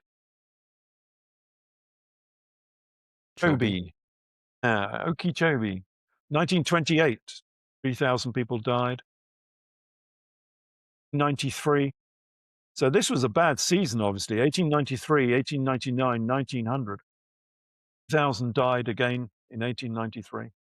Trina is down here at number 6. So how can we say that these storms are getting worse? And then they'll say, oh, but insurance losses, the amount of money we've got to pay out is getting higher and higher and higher. It's good evidence that the weather is getting worse. We're having to pay out more in insurance. Not true, of course, because what you need to do is account for the increase in GDP, the increase in the amount of infrastructure that's on the coastline that can be devastated by a hurricane. So if you divide by GDP, the global weather losses, and this is from Munich Re, which is, obviously the biggest insurer in the world, I think. The amount of global weather losses as a percentage of GDP has been decreasing. So again, what? Yeah, go ahead. Do you have the data for them? I think it's global climate deaths. Have you seen that? I think that's sharply fallen off a cliff as well over the last it has, and that's despite of obviously the population's rising. But yes, the number of deaths from weather events has reduced as well, and quite sharply reduced as well, if I remember correctly. Yeah. Is it Bjorn Longson? I think that might be his name, if I'm recalling correctly. He's quite a famous scientist in this area. Yes, I should have put that one up here. But yes, that's quite a dramatic graph, I think. People can remember in 2001 when Dr. David Viner, again of the CRU, over in East Anglia, said that our children will not know what snow is. It's unreal, these statements, isn't it? Like, yeah. They are. And they're all wrong, of course. Every single one is wrong. This is Northern Hemisphere snow extent. No change. This is from 1967. They all start at about 1970 to 1980 because that's the beginning of the satellite record, when it's easier to monitor these things. This is from the Rutgers Snow Lab, so this is genuine data. Oh, not that one, that one. This is a rainfall chart because they're all saying that California is in the middle of a drought. Well, this is the rainfall chart for Los Angeles. And I think we go back to here, 1877, I think. Yeah. It's quite a long series, this one, all the way up to current times. No change. A bit of oscillation, of course, as you always get with these, cycle. Of course. Yeah. But no general change. The problem is, of course, you've got population of California is, I don't know, it's probably gone up tenfold or something. I don't know in that amount of time. The amount of farming, water intensive farming, like all of the fruit tree cash crops and so on, take a lot of water. So again, no real change. This is global drought index. So the amount of the globe in drought, because of course we were promised that global warming would bring droughts and deserts all over the place. No real change. This is from 1982. Obviously, the more severe the drought, the darker the color, but no real change, maybe slightly less. This goes up to 2012. I couldn't find a later one, but I can for America. So this is the drought index for America, 1900 to 2024. Again, this is from NOAA. So this is genuine data. Wet is the green on the top, dry is the bottom. And well, no change. No significant change there between wet and dry. It's up and down, but there you go. That's the weather for you. The weather is chaotic. It always changes. This is American again, 48-month cumulative precipitation. So this is a smooth graph of precipitation, rainfall in America. This is all of America. And we've got from 1900 again up to the current time. And okay, again, it's up and down, but no significant change really. So any claims that we are going to die because of the amount of precipitation are nonsense. This is interesting. This is the number of days over 90 degrees Fahrenheit, which is what, 35 degrees centigrade or something like that. I'm sure someone can work it out. This goes from 1895 all the way up to the current time. And it's the number of days that are hot over 90 degrees Fahrenheit.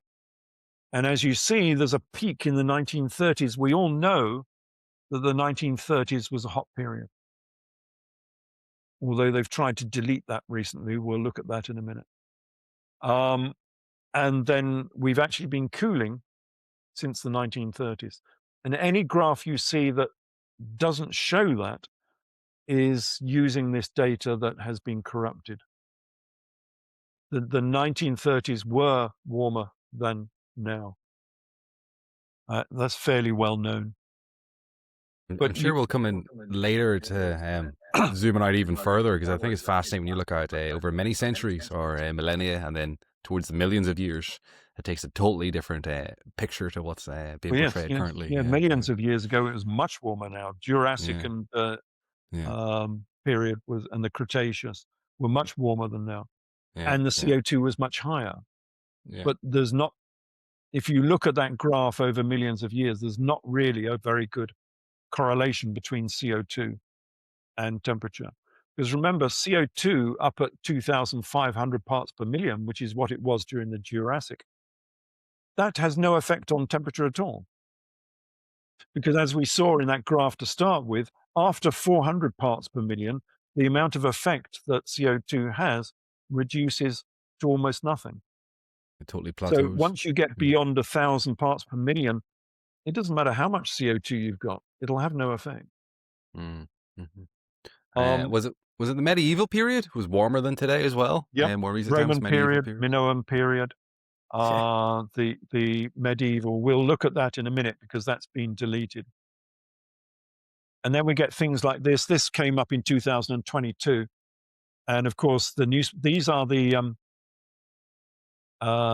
starvation, the hunger stones in Germany, in the Rhine Valley, because they said if you can read this, you're all going to starve, because the Rhine, the Rhine had disappeared. Basically, the Rhine had dried up to nothing, and this was evidence of global warming, because the Rhine had dried up, and you could read these again in 2022, and so that's evidence of global warming. Except, of course, that whoever wrote this, they wrote it in 1934. It's upside down here, of course, because they're writing from top to bottom.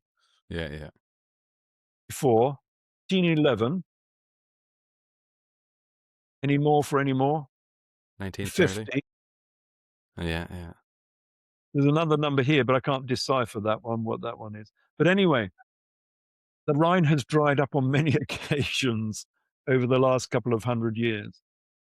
And this is not evidence of global warming whatsoever, because it's happened in the past. Then we come on to some of this nonsense. This is why I don't agree with this paleoclimate temperatures, which is what they're looking at here. Because the proxy they are using, I think, is snake oil science, basically. It's a nonsense. What they've been using quite a lot, of course, is tree rings. Right. And so you get tree rings, and obviously the argument is the fatter the tree ring, the warmer the temperature. And from the width of all the tree rings, you can decide how warm it was in the past. Using trees like the bristlecone pine and so on, they've taken these temperatures way back into 2,000 years old and so on. And I'm looking at this thinking, that's not going to work, is it? What makes a tree grow? I think the basic one is water, isn't it? Yeah. Yeah. So you're not looking at temperature as a growth material. I think the greatest is probably water. Then you've got nutrients, you've got canopy cover. Sorry, what was that one? CO2. Yeah, CO2, Yeah. of Yeah. Yeah. course. Yeah. Yeah. Yeah. Yeah. Of course. And down the bottom somewhere, temperature. Because if you have a very, very hot summer that's very dry, your tree's not going to grow. So how is that going to reflect in the tree ring record as being a fat tree ring? It's not. So yes, do trees measure temperature at all? Are they thermometers? I don't think they are. They're probably measuring precipitation more than anything else. And the bristlecone pine is a stupid tree to use, and they use it because it's a very long-lived tree, of course. But it's like a yew tree. If you've ever seen a yew, it doesn't have a uniform trunk. It has bits that grow and then stop growing, and another bit grows. And so trying to get a good record out of a bristlecone pine is almost impossible. But even if you've got a tree like this one, I don't know what this is, but even if you've got a single tree like this one, how do you know how fat or thin the rings are, i.e. what the temperature was? Because they're all of different sizes. So if we look at here, we've got fat rings, that's warm temperatures. But if we go around that same trunk, follow the line around to here, it's got thin rings. So during that year, those 1, 2, 3, 4 years, it was warm and cold at the same time. Same down the bottom here, we've got fat rings and thin rings. Now, they don't chop the trees down when they take these temperature records. They just core them. So they have a 1 centimeter core that goes into the center of the tree. Hmm. So if you cored this tree from over here down towards the center, it would say it's hot. But if your core came from over on this side, it would say it's cold. I see. I see. Yeah. So what temperature was it? Yeah, it's snake oil science. It really is total snake oil science. And so you get things like this. This is a temperature record from tree rings. This is just the tree ring width. This has not been processed yet. So this is the PIGE record. This comes from the Far East, if I remember correctly. And so we've got the sample depth, and all of these are tree rings going back in time, because obviously you can count the years off with each tree ring, from 2000 all the way back to 1400. So this is a very old, very big tree, obviously.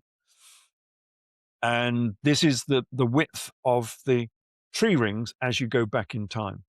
And width of tree rings is proportional to temperature, so they say. So they take this record and have a look at that. It sort of goes up and then it goes down. And then they have to process it. And so they process it and it becomes this.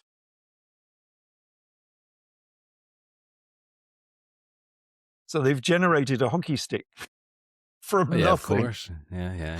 Yeah. Pure nonsense. There's Yeah, no yeah. relationship whatsoever to the actual ring. There was a bit of a scandal over this. I don't know if you ever come across this, that No, I John haven't. Christie, was it Christie? No, it might have been McKintrick. McIntyre and McKintrick, I think they were two. They were statisticians. And of course, they are the right people to have on this sort of investigation. They're not climate scientists, but they know stats. They know how to process numbers. And they were finding these computer programs that would produce a hockey stick from random data. Yeah. You could put random data in there and they'd still generate a hockey stick. So they weren't processing the data correctly. And we know this from Michael Mann himself, the man. This is one of the ClimateGate emails from the CRU, the good old CRU again, center of everything. So this comes from Phil Jones. These are all climate scientists. from Phil Jones to Ray Bradley. These are all famous people in the movement. CC to Briffa. And so what does it say? Okay, start on this line here. So this is Phil Jones saying, I've just completed Mike's nature trick. So Mike is Michael Mann. The nature trick, Nature is the scientific magazine, Nature. And a trick is a trick. I've just completed Mike's nature trick of adding in the real temperatures to each series for the last 20 years, i.e. from 1981 onwards, and from 1961 for Keith Briffa's to hide the decline. To hide the decline. So what are they talking about here? Well, this is Briffa, so he's talking about Keith Briffa's data. This is Keith Briffa's data. So this is tree ring data taken from Europe, and it goes all the way from the current time all the way back to, again, 1400. So we've got 600 years of data here. And you can see that it just wobbles up and down. And as you were saying, what's happened to the medieval warming period? It just disappears. And what's happened to the Little Ice Age? Yes, yes. This is why we don't think that tree rings are proportional to temperature. Trees are not thermometers. If anything, they're measuring precipitation. They're not measuring temperature. Because they've managed to demolish everything we know about the climate in Europe, that there was a medieval warming period and there was a Little Ice Age. And then it warmed up again. And at the end here, they've got the temperatures going down. Yeah. So this is the late 20th century from 1970 onwards. And according to the tree rings, temperatures are reducing, not increasing. This is where it's talking about hide the decline. And we've got a little ditty about that. We can show that in a minute. So they want to hide this decline. So they took this temperature record and they mixed it with Phil Jones's data and someone else's data. I think there were 3 records they mixed together. And from this record, they produced this graph. The old hockey stick makes an appearance. But the hockey stick inverted itself. Yeah. Unbelievable, isn't it? Yeah, so this is hiding the decline. So the original data said temperatures went down, and they adjusted the data so it said that the temperatures went up. This was pure fraud. Yeah. But this is the graph, as you say, this is the genuine hockey stick that caused the whole of this climate alarmism in the first place. So it served its purpose. It got the ball rolling, even though it was completely fraudulent. What they've done, of course, is they rubbed out the end of the graph here. They literally deleted the end of the graph, and they added in the thermometer temperature record. Yeah. But they didn't show that. On this one, it's in a different color, and they've notated it as direct temperatures. But what they've done is they've deleted the proxy data. The proxy data went down. Yeah, exactly. And if the proxy data is wrong now, how can it be right in the past? Yeah, exactly. Yeah. This is what they call the divergence problem. You can look this up on Wiki, and it's just hilarious. The divergence problem in climate science says that tree rings truly record temperature perfectly for 2,000 years up until 1950. Right. And then they don't. So I didn't realize. Yeah, I didn't realize they took it so serious. Go ahead. Trees start recording the wrong data. I had no idea they took the tree ring thing so serious. Yeah, right. This is actually central to them. This is. It is. It's central to their proxy data. I see. I see. There are other proxies they've used, but the central one still tends to be The tree. the tree ring data. And trees just stopped working in the 1950s, apparently. Yeah, yeah. After For no good millions of reason. years. And Yeah, I yeah. love this divergence problem. You can look it up on Wiki. It's interesting because they give this as perceived fact, but they don't explain why do trees suddenly stop working in 1950. Unreal, isn't it? Yeah. It's the whole thing's just a big giant fraud, isn't it? Like, and this is But it's just not science. It's the yeah, weakest science ever. You know, we need it's a no new wonder word for it. Yeah, it's not it's no science. wonder people take the mickey out of climate scientists. They got Yeah. no idea. And I do have this little ditty on this because this is funny, but I wonder if trying to bring up, will it come up? Window. No, that's a shame. And anyway, you might not have any audio, but what I'll do is I'll send you this clip because if you don't get the audio, you won't get the humor of it. They made a little song out of this. This is going back to 2008 or something, I forget. They made a song taking the mickey out of Michael Mann. And it got banned in the end, of course, because Michael Mann didn't like it. But it's quite funny. Anyway, I'll send that on. So that's the introduction. Ralph, let me think. Do you mind if I just call up the wee Club of Rome thing, and I'll put this as our sort of part one of the climate science nonsense, and then we'll get into your paper for the next show. Yeah. I'll find it first. Just bear with me 1 second.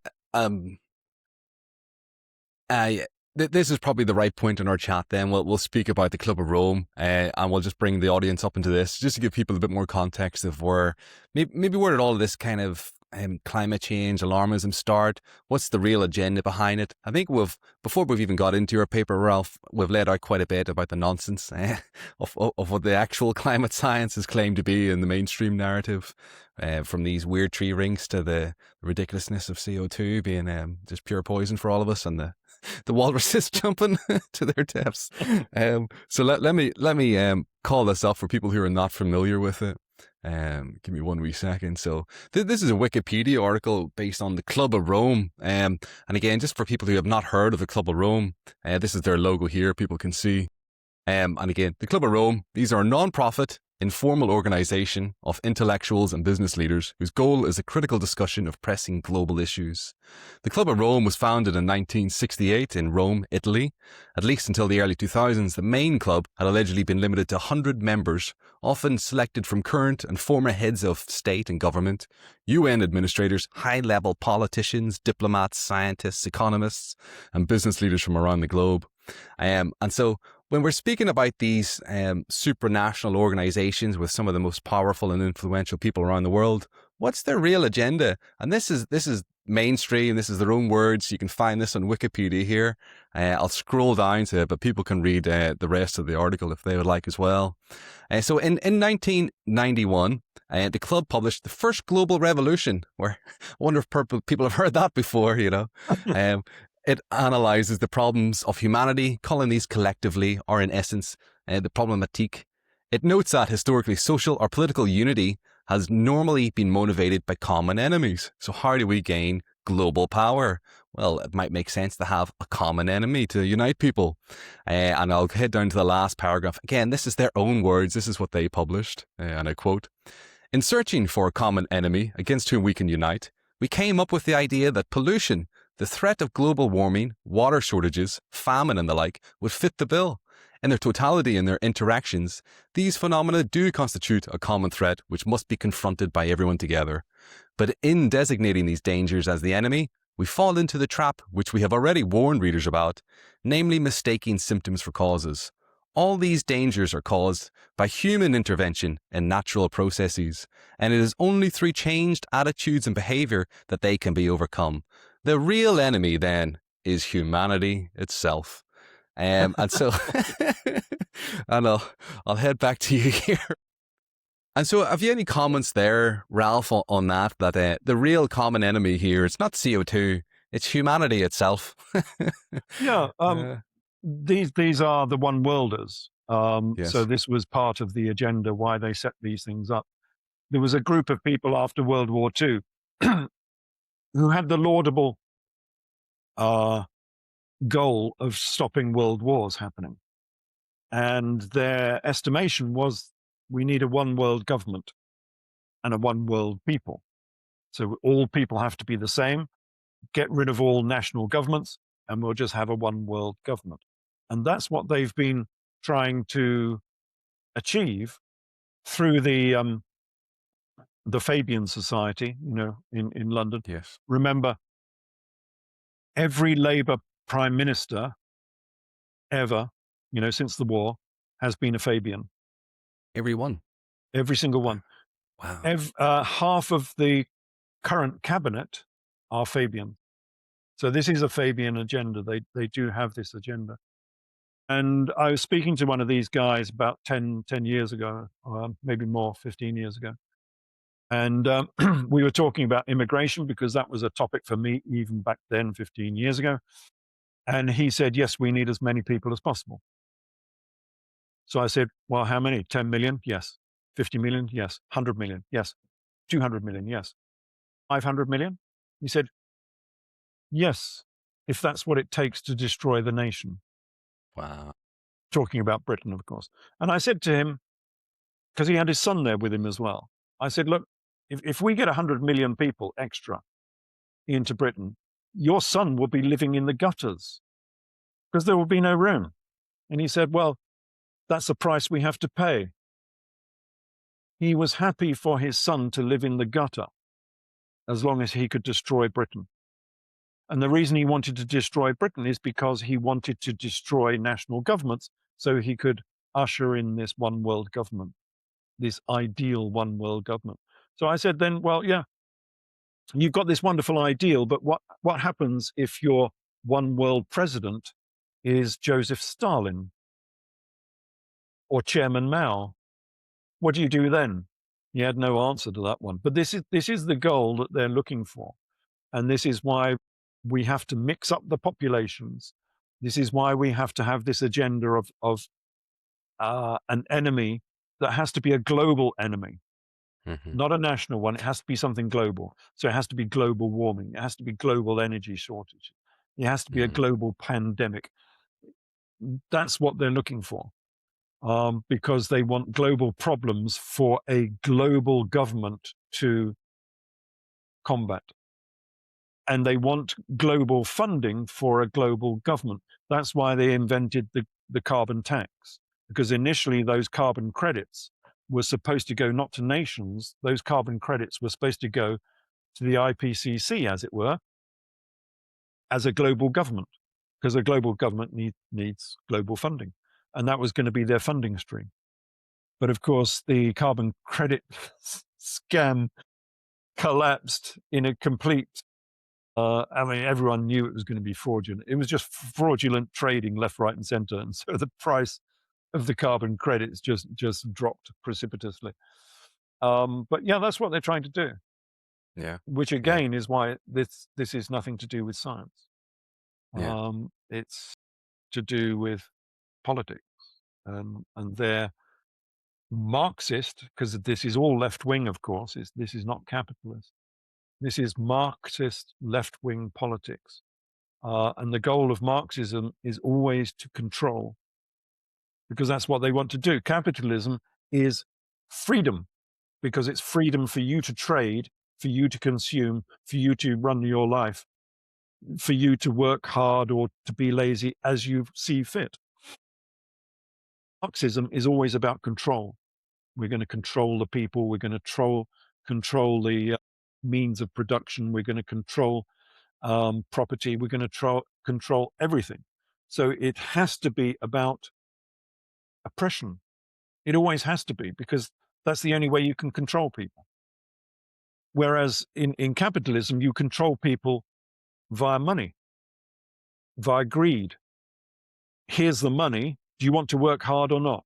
If you want to work hard, the money's yours. If you don't want to work hard, sorry, you get left out. That's how we control people within capitalism. You do it on a personal scale, person to person. How hard do you want to work? Do you want to get a good career, good job, or do you just want to sweep the streets? It's your choice, you know. But Marxism, it has to be by supranational, natural, I'm getting this wrong. Supranational? Yeah, Supranational supranational. control. Yes. Because it wants to control every aspect of your life. That's what they used to do in Russia, even though Russia was not communist, it was socialist. But everything was controlled by the state. A factory didn't decide whether it wanted to increase production. It was given production figures by the government. So the government would say, okay, we need 1 million toothbrushes a year for our 160 million people. And then you'd say, well, we only get one toothbrush every 160 years. That's not good enough. But the government just says, well, no, that's the goal. That's what you're going to produce. Doesn't matter whether it makes sense or not. And so nothing worked because people always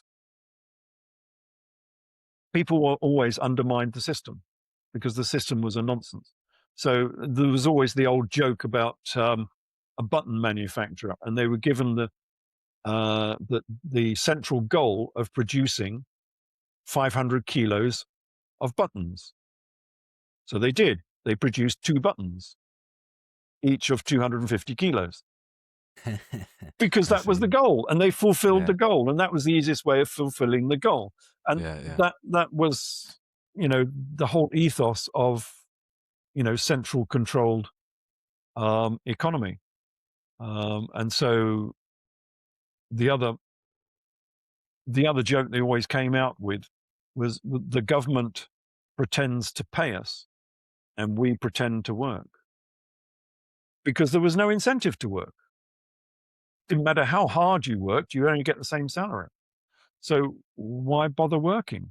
And so you end up with a very slothful economy where nobody bothers really to work very hard because you can't improve yourself. Mm-hmm. Even I always liked, if you're familiar with Ludwig von Mises, the Austrian economist, I remember reading his book on socialism a long time ago, and even in it, the essence of this, and he wrote this before all of this took off. He wrote this over 100 years ago, I believe. One of the mechanisms of a free market, an outcome of it, is how you determine the value of something. And so if you have a completely centralized, planned economy, you have no free market mechanism to determine the price or value of anything. And therefore, it's completely impossible to make economic calculations. And so this is why the whole economy completely crashes everywhere this works. Yeah. There was the story of the farmer over in the east of Russia somewhere taking melons on an aircraft because the ticket price, nothing has a price, as you were just saying. So the ticket price was so cheap, they could fly to Moscow with 100 melons and sell them for a profit, and then fly 8 hours back to the east of Russia because the ticket price didn't bear any relationship to the service you were getting. And you could pay for your flight with 100 melons. It was just absolutely ridiculous. And yeah, nothing had a value. Absolutely nothing had a value. And therefore you get scarcity. If nothing has a value and everyone can buy it, then the result of that is queues and shortages. You either have high prices or you have queues and shortages. And that's the opposite that you get with a command economy. It sort of worked with, because I used to work on a kibbutz in Israel. So the central element of Judaism is communism. That's why, you know, a lot of these communist influences were Jewish, because there is a central element of communism within Judaism. And so they set up all these kibbutzes in Israel when they started settling Israel after, say, 1920s. And they were fairly successful.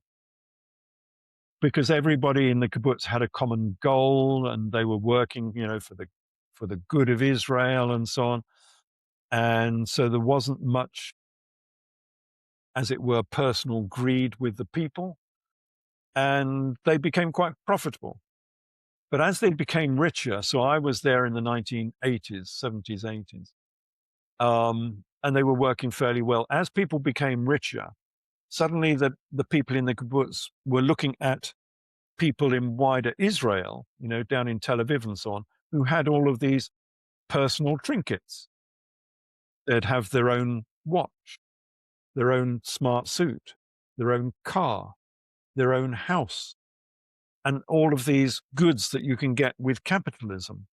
And suddenly they were looking at this thinking, well, actually, I want that as well. I don't want the rags that the kibbutz dresses me in, because all the clothes were communal and things of that nature. You all wore the same clothes. It's like being in China, I suppose, where everyone wore the same suit. And so these kibbutzes started breaking down. And a lot of them devolved into farmer cooperatives because people wanted their own personal belongings and wealth. So communism works up to a certain point, but then personal needs take over. And so most of these kibbutzes have failed, really. And I think, Yeah, the, go ahead. the essence of what we're saying here is it's Marxism and communism. This is the actual motivating force behind this climate scam that's going on. It's just another methodology of trying to bring in world control, world domination, and bringing in this one world government. And it's not about the science. Yeah. Well, yes, it's not about science, but it goes back a long way to realms that the people who are pushing this don't want to talk about. Because the first environmentalist, Marxist, although he wasn't Marxist, environmentalist socialist was actually Adolf Hitler.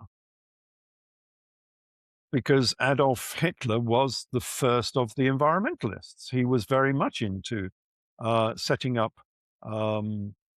nature parks within Germany and so on. And of course, he was a socialist. He ran the National Socialist Workers' Party. Yes. He was not right wing at all. He was left wing. He set up the Prora holiday camp for workers, which was the largest holiday camp in the world for the workers. It was a socialist enterprise. He had the socialist autobahns. He had the socialist car, the Volkswagen, the people's car, the Volkswagen. He had the socialist cruise liners, the Gustav Wilhelm, which was a cruise liner for the people, for the workers. It was pure socialism. So yes, Hitler was a socialist, although this is not widely understood at present. Everyone thinks he was right wing. But what he didn't like was Marxism, because Marxism didn't, communism basically, communism didn't allow free ownership of land. And he disagreed with that. You're supposed to be able to own your own land. So he disagreed with communism. And he disagreed with international socialists, which is what basically we have nowadays, because he wanted to look after his people, not the whole world. So he was a national socialist, not an international socialist. But essentially, he was the same as the modern Labour Party, except he was looking after Germany more than he was looking after, the whole of the wider world.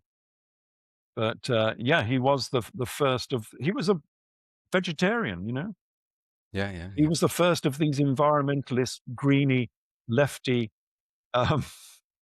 vegetarian, animal-loving Zach Polanski greenies. Yeah. yeah. It's crazy, isn't it? Like, it's so weird to step back and like, see, when I look over my life and going through the propaganda in school about watching these documentaries, it's somewhat believing it, until you get a bit older and realize, oh no, it's just all lies. And the depth of it, the universities, the people that still believe this, all the big media companies still pump it all out. Greta Thunberg will be marched in front of the United yeah, Nations and everything. And to be honest, I feel bad for her. She's been a child who's been clearly she's abused been into used this, and groomed abused into by this her world. parents. Yeah, yeah. Yeah, But which is what quite I horrendous. couldn't understand, and I was highly dismayed to see, is all of these politicians looking to an uneducated young girl for scientific knowledge Yeah, and maybe. believing it just because Greta Thunberg says it. I mean, it was almost as bad as, going down to Lourdes and believing, was it Bridget down at Lourdes? I don't know, the girl that had a Yes, vision yes. down in Lourdes that she Yeah, had yeah, seen yeah. the Virgin Mary or something. And Yeah. everyone was believing this girl. Mm. Well, no, you don't believe a 15-year-old Yeah, who's little not girl. even had an education because she was Taken out apparently of not. it. Yeah. Yeah, she was not in school that often. That's and Maybe she could teach us about World War XI, these politicians. yes, absolutely, she could probably do that. And you think, how on earth are these politicians like David Miliband, the millipede, looking up to Greta Thunberg? And then, of course, Trump came along and he sort of half turned his back on. He wouldn't shake hands with Greta, and everyone's saying, "Oh, how can you do that?" What a monster. The monster. Yeah, but they can't see what the agenda was. The agenda was to put up a young girl, because how can an adult look down upon a young child and say you're an idiot? What do you Yeah. know? It's the same as So the Walrus thing. Yeah, isn't it? they did this on purpose, because you cannot criticize a young child. Yeah, a And young yet autistic these child. politicians could not see what the agenda was of using a young child as the showpiece, as the mascot of the global warming, climate change. How dare you? How dare Yeah, you, Ralph? how dare you? How dare you question this? Yeah, Yeah, yeah, absolutely crazy. It shows how infantile our yeah, political system is, and I do despair with our political system yeah. that we've got, as we were saying before, the Angela Rayners and the dummy Yeah. Lammies who have managed to elbow their way into politics, and yet they're the dumbest in our Mm-hmm. society. So instead of choosing the best, we're choosing the worst. I've always said that we need an entrance exam Mm. for Parliament in all of the Western world, not just Britain. Because you think about it, I had to go through years of education in order to get a pilot's license. You cannot just stroll into that job, although you can. We'll talk about this in a We'll come minute. back to that another time. Well, no, we can come back to that now, actually. As we We do have now, to go yeah, through yeah, this yeah. big educational process in order to get your license, so you can have the ability and the skill tested on numerous occasions in order to fly people around the world. And yet you can Unless, go into Parliament with no education and no training whatsoever. And that's absolutely terrible. And the and it, exception, of course, that we were just laughing at there yeah, yeah. was this guy I used to work with. There's Now, one he was my caveat here. boss. It's if you can be a In, good enough confidence man, you can get past all of these things. will you Sorry, ever Ralph. fly Go in, again? yeah, go into this story. This is ridiculous. I can't Yes, believe I it's was real. working out of Schiphol, and my boss there, so I was a captain on 737s. That's My Netherlands. my boss for this company, which I won't name because they For were obvious reasons. not guilty about this; they were innocent. Mm-hmm. Wasn't a pilot. Your boss, your Not, pilot, flying out of the main airport in Amsterdam. Your boss, who was also flying planes, I believe, for a good decade, was not a qualified pilot. But do you want to color this picture in a little bit more, Ralph, for us? yeah, he had no licenses. He had no education whatsoever from any aviation school. I heard from him he didn't even have a private license. Right. What he had done is he had access to some simulators. I forget where he was living now. I think he was living in Latvia at the time. He Mm-hmm. was complex guy. He was a Swede who had been living in Italy, but had come from Latvia, I think. Anyway, he had this complex ancestry. Somewhere along the line, he had access to a simulator. He said it was because he was doing some work on the building or something of that nature. So he used to go in there at night and fly the simulators on his own, not with an instructor. He used to go into the simulators, set them Play up, a and game. Yeah. go and fly around in the simulator. Bit of fun. And then he got a photocopier, and he photocopied a Swedish license. And apparently, he even misspelt it. So if anyone had been looking, looking closely, they would have known it was a fraudulent license. And then he went along to an airline, and I think the first airline was in North Africa. No, it might have been in Italy. I think it might have been a local Italian. And he gave this big, long story because he was one of these super confident people with the gift of the gab who could tell a story, a convincing story. And he convinced them that he was a pilot. He had made up a logbook, of course, a bogus logbook just full of entries. Yeah. And convinced them he was a pilot and got a job. And so he was a first officer, obviously taken on as a first officer. He did 5 years. No, I think he did less than that, 3 or 4 years as a first officer. And then moved to another company, which was bogus again. He made up a company. And then he moved on to the company where I was as a captain, and then became our base captain. So he was the chief of all the pilots in our base. As a captain, with no formal education, with no license, never been tested on an aircraft. And So dream big, people. Go for it. No, I'm joking. Yeah. But his undoing was that he was so arrogant, he wouldn't keep quiet. So he had the biggest voice in the whole of the company. He used to order people around left, right, and center. Didn't exactly make friends, of course, by doing so. You might say he was probably a good boss, because a boss has to order people around, and keep control. But sometimes you can overdo that, and people don't necessarily like you. And one of his fellow Swedes was talking to the Swedish CAA and talking about this guy because he was so arrogant and everyone was talking about this guy. He was not the gray man at all. He was the tall poppy, so people are going to talk about him.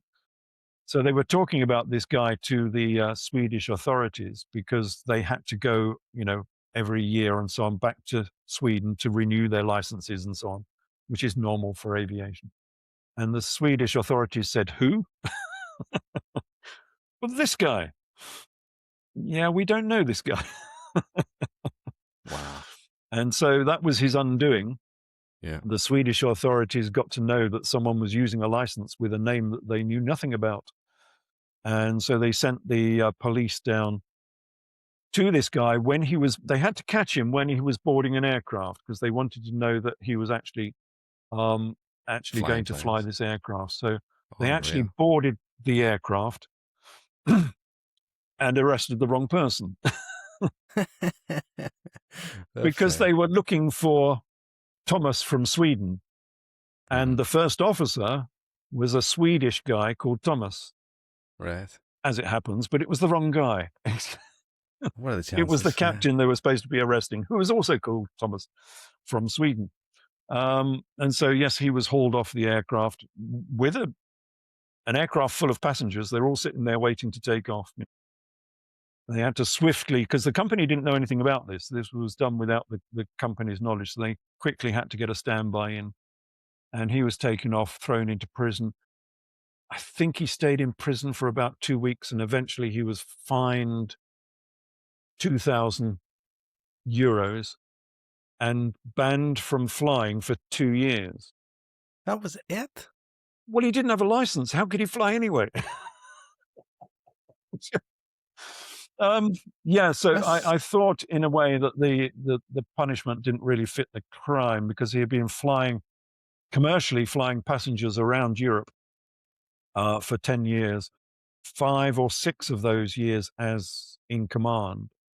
That technically is a dangerous situation.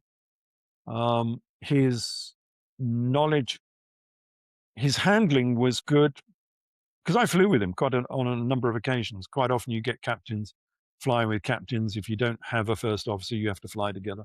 His knowledge of aviation was less good. So the procedures we like to do, 2 crew environments. I think he took on the Turkish mode of 2 crew cooperation, as it were. We call it crew resource management, CRM. Depending on where you are in the world, you have a different CRM environment. So we tend to like the captain and the first officer to be not level, of course. The captain has to be in command, but they have to be relatively close to each other. But you go to some places, especially in the Far East, Korean, I've heard, is one of the worst. Turkish is like that, where the difference is absolutely enormous. Where captain is king and the first officer is the dog, basically. So there are still some airlines that still run that sort of cockpit management system. So anyway, that was the story of our pilot who wasn't a pilot. Yeah. And how confident people can talk their way into situations simply because they have that air of authority about them. They can convince people that black is white and white is black. What was the other person we were thinking of that did that as well? I am this gentleman that stole your work, the pyramid research. Oh, yes, of course, the Appleby. Appleby saga. Yes, yeah. We've just been in the last episodes. We were talking about the Appleby saga, where this guy stole the work of 11, 12 authors, including myself, and passed it off as himself, and sold it to a major publishing company. Having had no experience, he had no previous works to his name, and yet he went into this publishing company and convinced them that he had the latest bestseller. Same sort of guy. I mean, how do you do that? How do you walk into this environment with no experience whatsoever and convince these people that you can do this? Yeah, it's unreal. Based on false qualifications. Those people do exist, and unfortunately, these are the people who float to the top. I think politics is full of a lot of these people, empty airheads, who can convince people that they're knowledgeable and rise to the top simply because they're good at telling a story and bamboozling people and effectively not caring how many lies they tell. Lie after lie after lie, convincing people that you're really good. The Epsteins of this world, if you imagine how Epstein managed to worm himself from being absolutely nothing in this trading company in New York into becoming an international high flyer. Who the guy, if I remember correctly, people can look this up and see what he actually did. He was working for this company as a junior, and within about 4 years, the company owner had entrusted the company to Epstein. So, he rose to the top in the space of, I don't know, 4 or 5 years or something, into actually controlling the company. Managing billions. Again, how do these sort of people actually do it? I mean, it's a skill. I suppose you have to say that it's a skill on how to be deceitful. Psychopathy is an adaptive strategy that works. This is. It is. It is. It's true. It's a bit of game theory there. It is. Yeah, game theory. It is. 1-2% of the population. Yeah. Yeah. It's evolution in action, really, isn't it? You can Yeah. evolve to be honest and truthful, and that's how you go through life, because people trust you because you are the honest person, the honest broker, the old-fashioned bank manager before they became bankers that you don't trust. Yes, that's just a mispronunciation nowadays, isn't it, banker? Yeah. Yeah. Um, Yeah. Yeah. and the opposite strategy is you just lie to everybody. Yeah. Yeah. and Yeah. and if you Just can do it get away confidently. with it, that's Yeah. that's another good strategy for life. And yet we have far too many of these people Yeah. in politics at present, and Yeah. And unfortunately this they is, don't have the basis of knowledge underneath them in order to do the job properly. not that they care. Yeah, yeah, well, they don't. That A sort of little. person, they're just egotists, aren't they? Yeah. Josephus Flavius is of Like, this world. We've been talking about this guy for mm-hmm, long enough. It's the same mm-hmm, sort of character, isn't it? absolutely. Recurring. Yeah, it is a recurring theme. He could sell anything to anybody. In Yeah. Britain we have this illusion of selling coals to Newcastle. If you do that, you could sell anything to anybody because Newcastle was full of coal. Who on earth could sell Yeah. Yeah. coals to Newcastle? I know what you mean. Um, One weird wee question. With your experience within things like Freemasonry or your understanding of these secret societies, do you see a similar type of person being able to work their way through the different levels of it, out of curiosity, or is there anything you've experienced like that? I think it's a part of many companies, let alone organizations like Freemason. I was looking one day at the chief of BP, British Petroleum, when they had the well blowout in the Gulf of Mexico. And I was just looking at this guy and his pronouncements and his commentary on what was going on. Major international disaster for his company. He didn't seem to have any idea what was going on whatsoever. And yet he had wormed his way up to the being CEO of BP, one of the largest companies in the world, sort of thing. And you think, is this happening across the board in many companies? Is this the quality of managers that we get in these large companies, that we get these airheads worming their way through the system because they're very sociable people or something, and they can win friends and influence people, as the book says, Yeah. rather than being competent at the job. Maybe that's why the world is in such a useless place at present. Whereas, we've talked about this before, whereas Elon Musk, for whatever people think about him, can get the job done. Yeah. And There's he no can doubt. do it in a tenth of the time for a tenth of the price, which nobody else can seem to do. I mean, he can march into Twitter, back 80% of the workforce Yeah. Yeah. Yeah. and Yeah. make it 10 times as good. Yeah.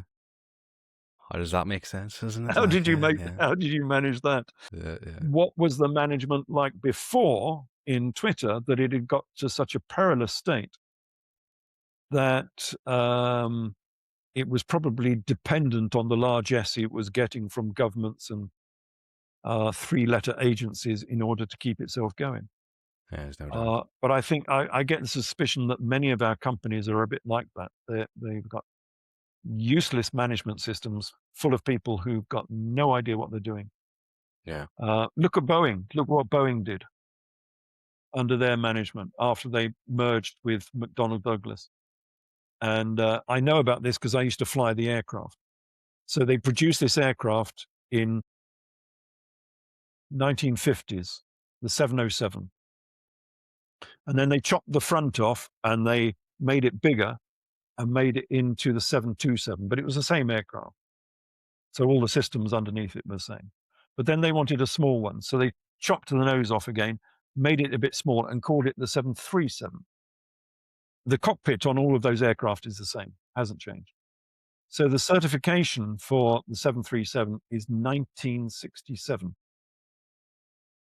That's how far back you've got. So all of the systems, all the electronic systems, all the hydraulic systems, all of the air systems are all 1967 vintage. Unbelievable. And they ran that all the way up to 1970s, when they introduced the what they tend to call a classic, which had the bigger engines on it, which was fine. They re-engined it and they sold it on, and it sold up to the 90s, mid-90s. Then they made it into the NG, and that's when I got onto the 737. And by that time, I'm thinking, this is a stretch too far, to make the NG. Because I was on the 146, and everyone used to take the mickey out of the 146. Oh, that's not a proper aircraft. That's a dinky little British aerospace thing. It's really, really old and decrepit, and it's not very well made. When you get onto the 737, I think, that's a real proper man's aircraft. So I got into the 737. I'm thinking, this is ancient. Yeah. The 146 was light years ahead of the 737. It was 1950s technology, and it was still 1950s technology. And I'm looking at this thinking, this was a really bad decision, making the NG, stretching it into the 90s, into the 2000s for an aircraft that was based on 1950s technology. And I'm thinking, well, they might have got away. They only just got away with it. There were some serious errors with the NG, which didn't really get much media attention. They had to strengthen all of the elevators at the back, the tailplane, because the tailplane was falling off.